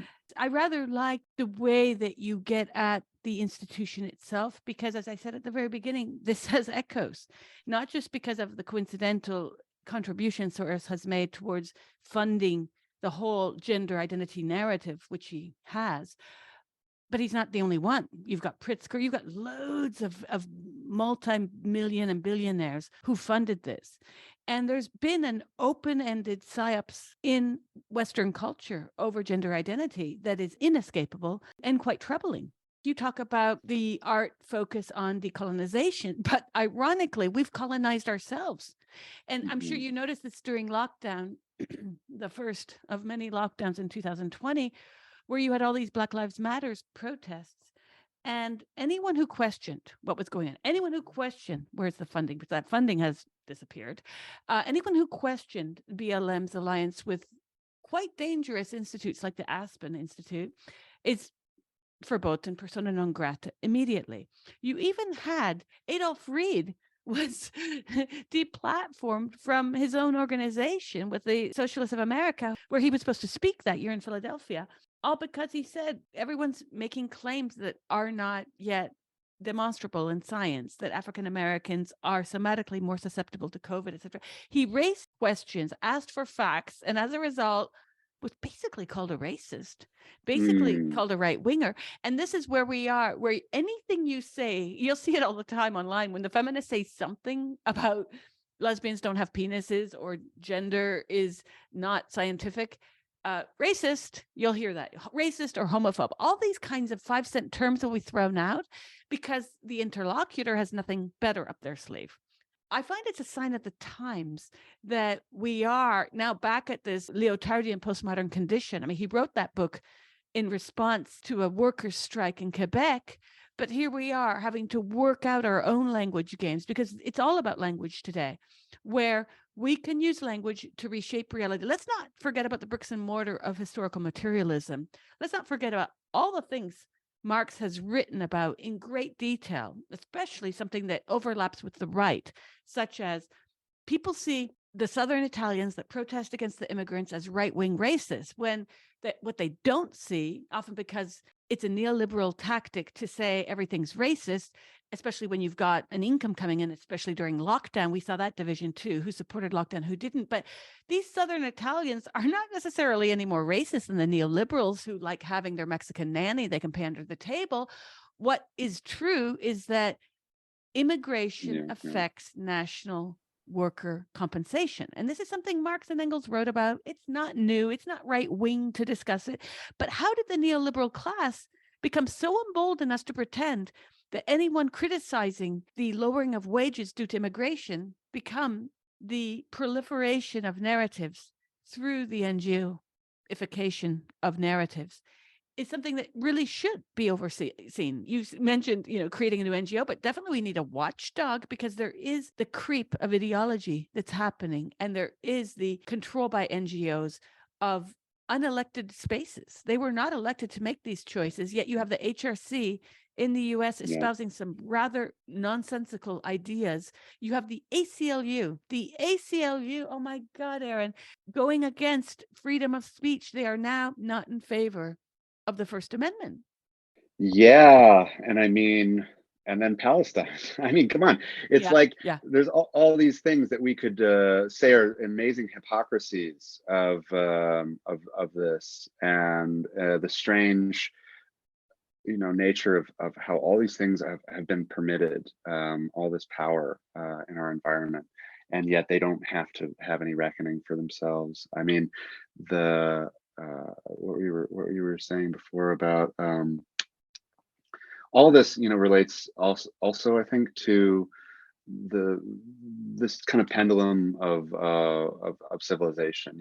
I'm not a believer that history repeats itself, because that's impossible. We're going at a ever faster kind of rates of change, and cycles. Things are cyclical to some degree, and so I think we are looking at this way in which the pendulum is shifting, of course, away from globalization and all the false promises of globalization. Immigration is, of course, and the way in which jobs have been farmed out for ever cheaper labor, all of that at the expense of the local. This is the thing that globalization, I think, and especially in the Europeanization process, people have been left pretty empty-handed in terms of how their communities are able to develop on their own. We're now dependent on different kinds of trade situations that are proving to be incompetent, and or financial situations that are not able to support themselves. And so what are we left with? Ultimately, the need to survive is sadly not there with the neoliberal project.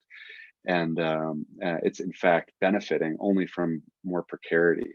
And that's the sad reality of, again, this capitalist cannibalist buffet. Um, so I think, like, we are right to consider more tribal options, and I don't think those options necessarily have to be described as in the nationalism is a bad word. They're about, us sustaining our communities and the health of our communities. I think, like, there's a PR project to turn nationalism into an ugly, xenophobic, fascistic word, where, similar to this way in which we privilege the use of the word oligarch for certain groups, or we privilege the use of the word patriotism for certain groups.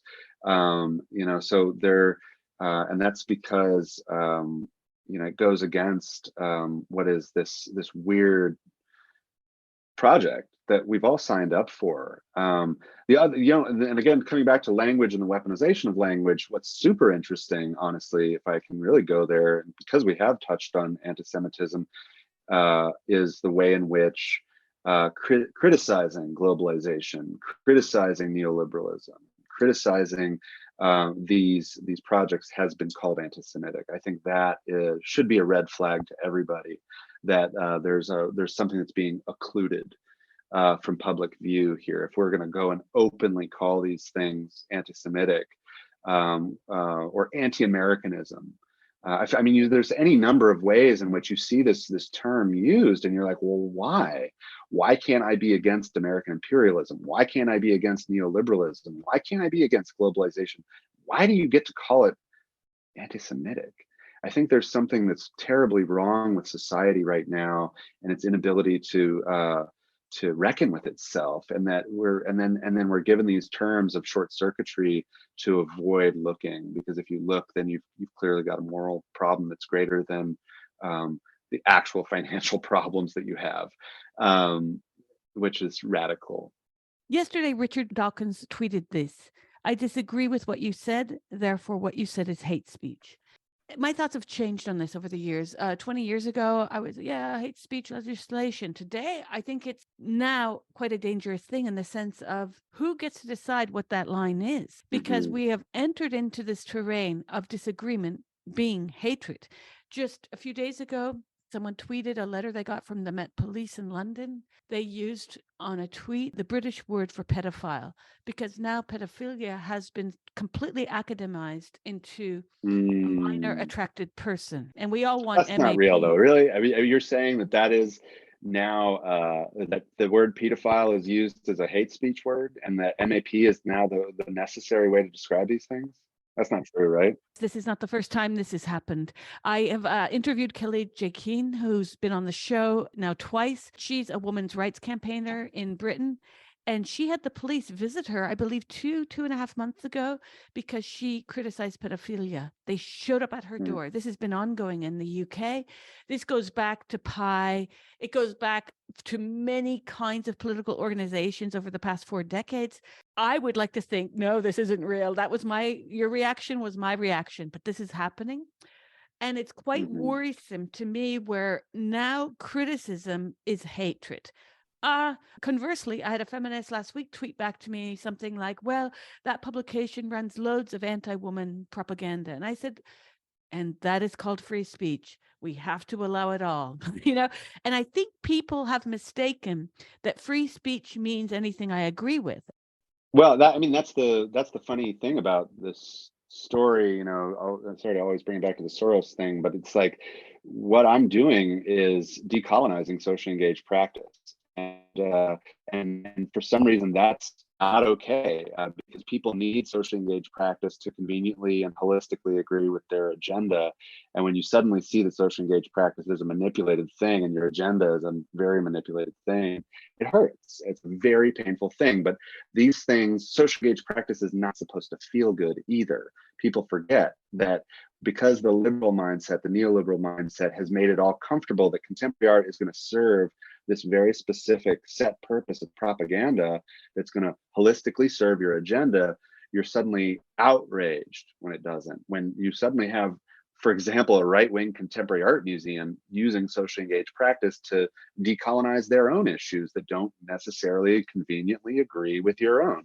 And this is a, and of course and this is because we've reached this end game of whatever post-structuralism has given us, because no one's allowed, again, to watch the Watchmen. No one's allowed to use this language on itself. Decolonizing the decolonizer is seen as taboo, and we should ask ourselves why. Like instead of outrage, instead of being so offended, you should ask yourself, why is that outrageous?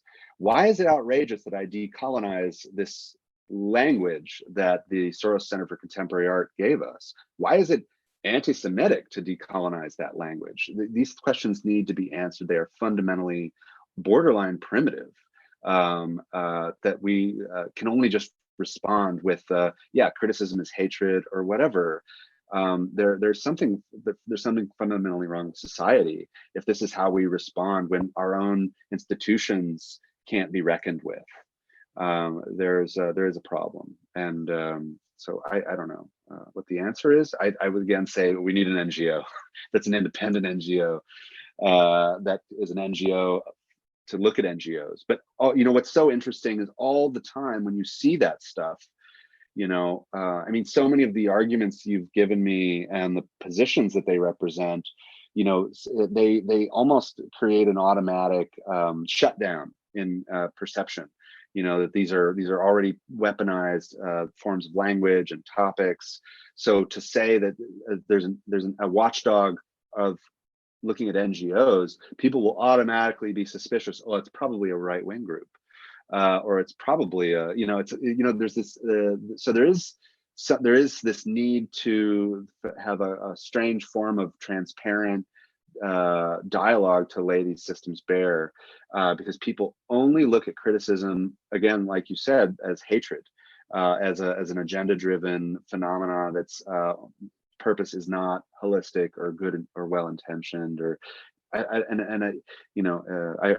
really hesitate to use ideas for the good, because I don't believe that good is a universal thing.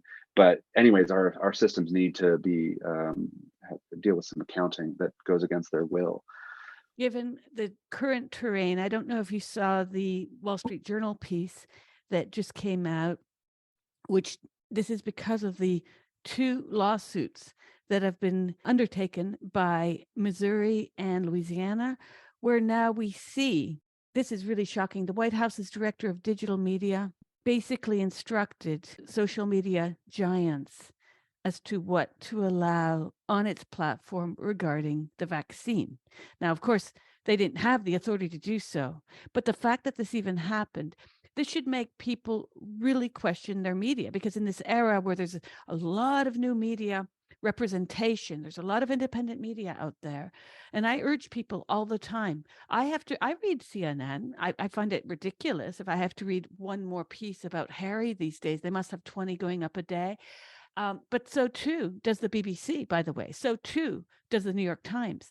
And I think it behooves us. And I told one of my readers on Twitter last week with this criticism of a writer who critiqued the gender critical movement in the UK, saying we need to question the cost effective value of all these legal cases instead of going after this organization in Scotland, which might have resulted in a more favorable response. Because right now, gender identity has passed in Scotland, which pits women's rights against men's rights in a horrific way if you're in a prison, in a shelter, etc. So why is it that people are reading the media today, even beyond the art world? People want to have reification of what they already believe. It's almost as if we read the news or turn on the television to see a reverberation of our own thoughts. And that's, to me, not a very healthy way of approaching media, nor should it ever be. Because isn't the idea of news sort of in the word news that it should be new and different and that will change, right? All of this is so important to think about for what's wrong, and yet at the same time, I don't know where we're gonna, like, sadly, I always base all these conversations off of chats I have with my dad, who's a diehard boomer liberal, and I love him, and he's a great kind of compass for me for understanding, where the line is and all that stuff.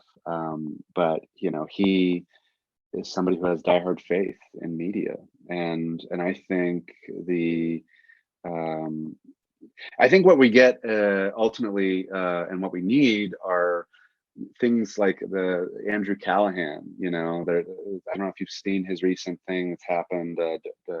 This Place Rules, which is on HBO Max, and it's all about the January 6th riots or whatever insurrection, and um, and uh, and he's a gonzo journalist, and without a political agenda, but his agenda is ultimately to reveal the problematics of media, where media is today, and perception management.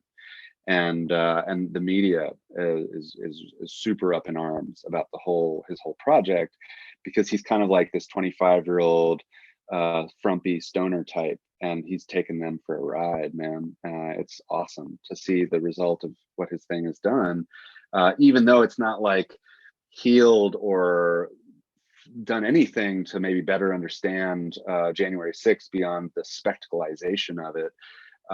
It's ultimately, I think the project isn't about that. It's definitely about bringing our media to account for its creations of echo chambers and hysteria, and ultimately even maybe needing to be accused for somehow being responsible for what's happened with January 6th and with some major global events. The media is, even hate crimes. I think there's a question I have of, like, how hate culture, we can argue that hate exists independently within the person. And again, this is already suggesting that everybody's a unique, special individual with their own special, unique upbringing and set of values and choices with those values and all that shit.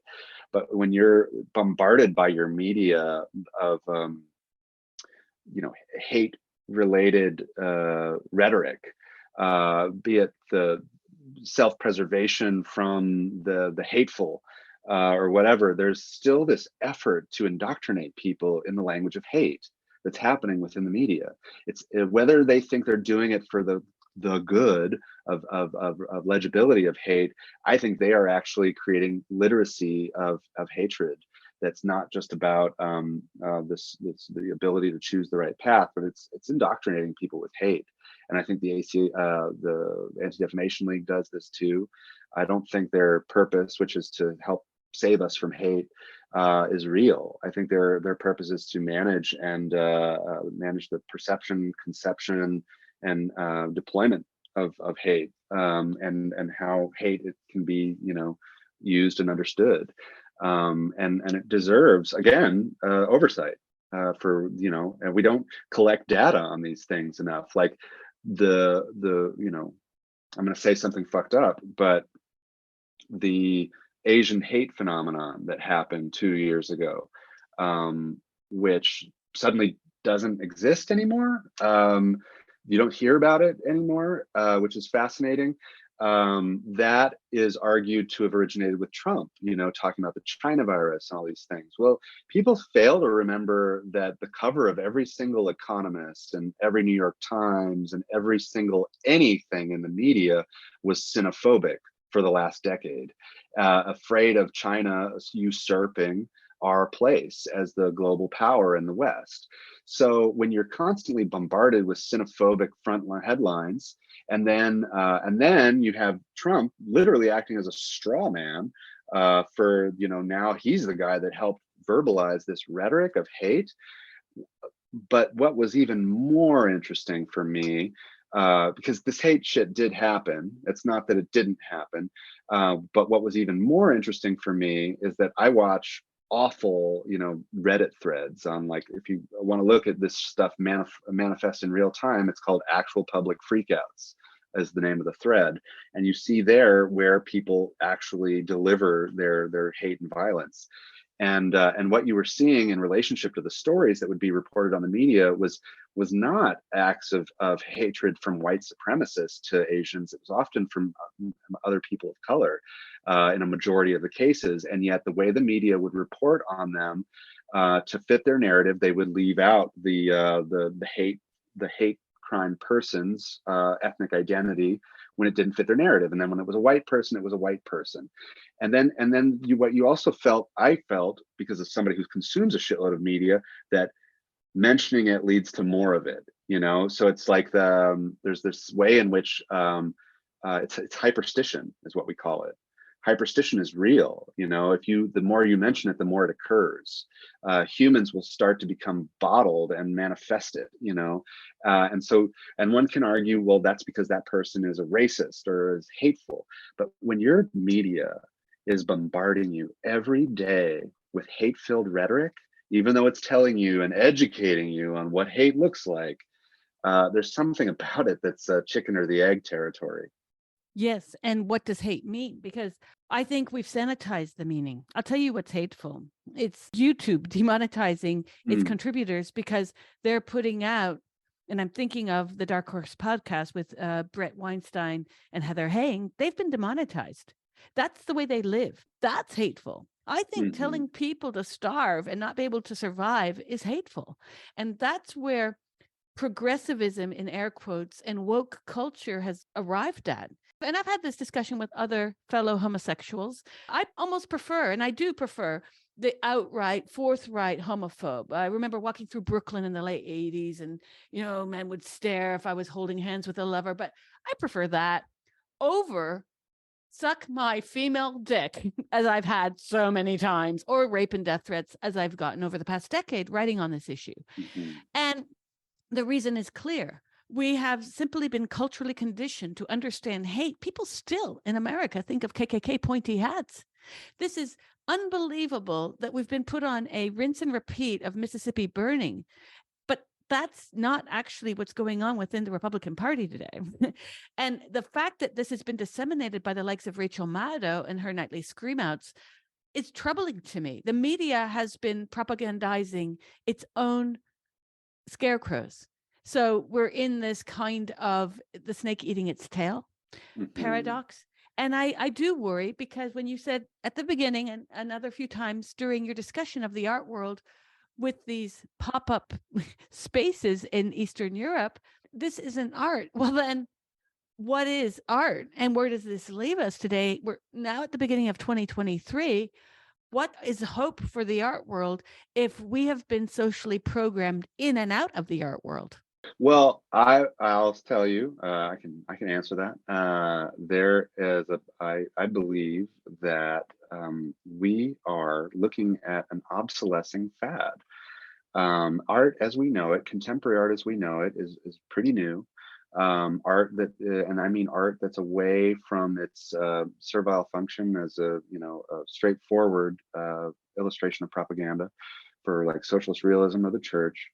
Um, Art's aboriginal function for human beings is as a vehicle for spirituality, and it is a communication technology for energies that we don't understand, coming from the mind, coming from the body, coming from our environment. It is literally a tool for divination. And yet we have weaponized it as this messenger for politics.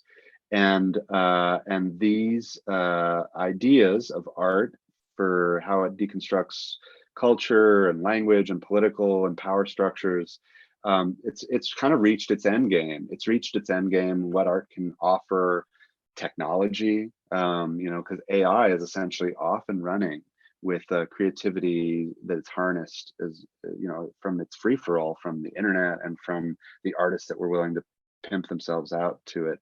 And so you ultimately are left with a communication technology that's on the verge of not really having that same value, because once we've taken away the spiritual power of art, its purpose of what I would say its real purpose, you ultimately have this thing right now that's serving what purpose? Narcissism for identitarian mirrors, or I really don't know how to see a future in art, especially when you have to look at the demographic values of it. For older, rich generation of people, rich white people, art is painting, and for young people, it is memes.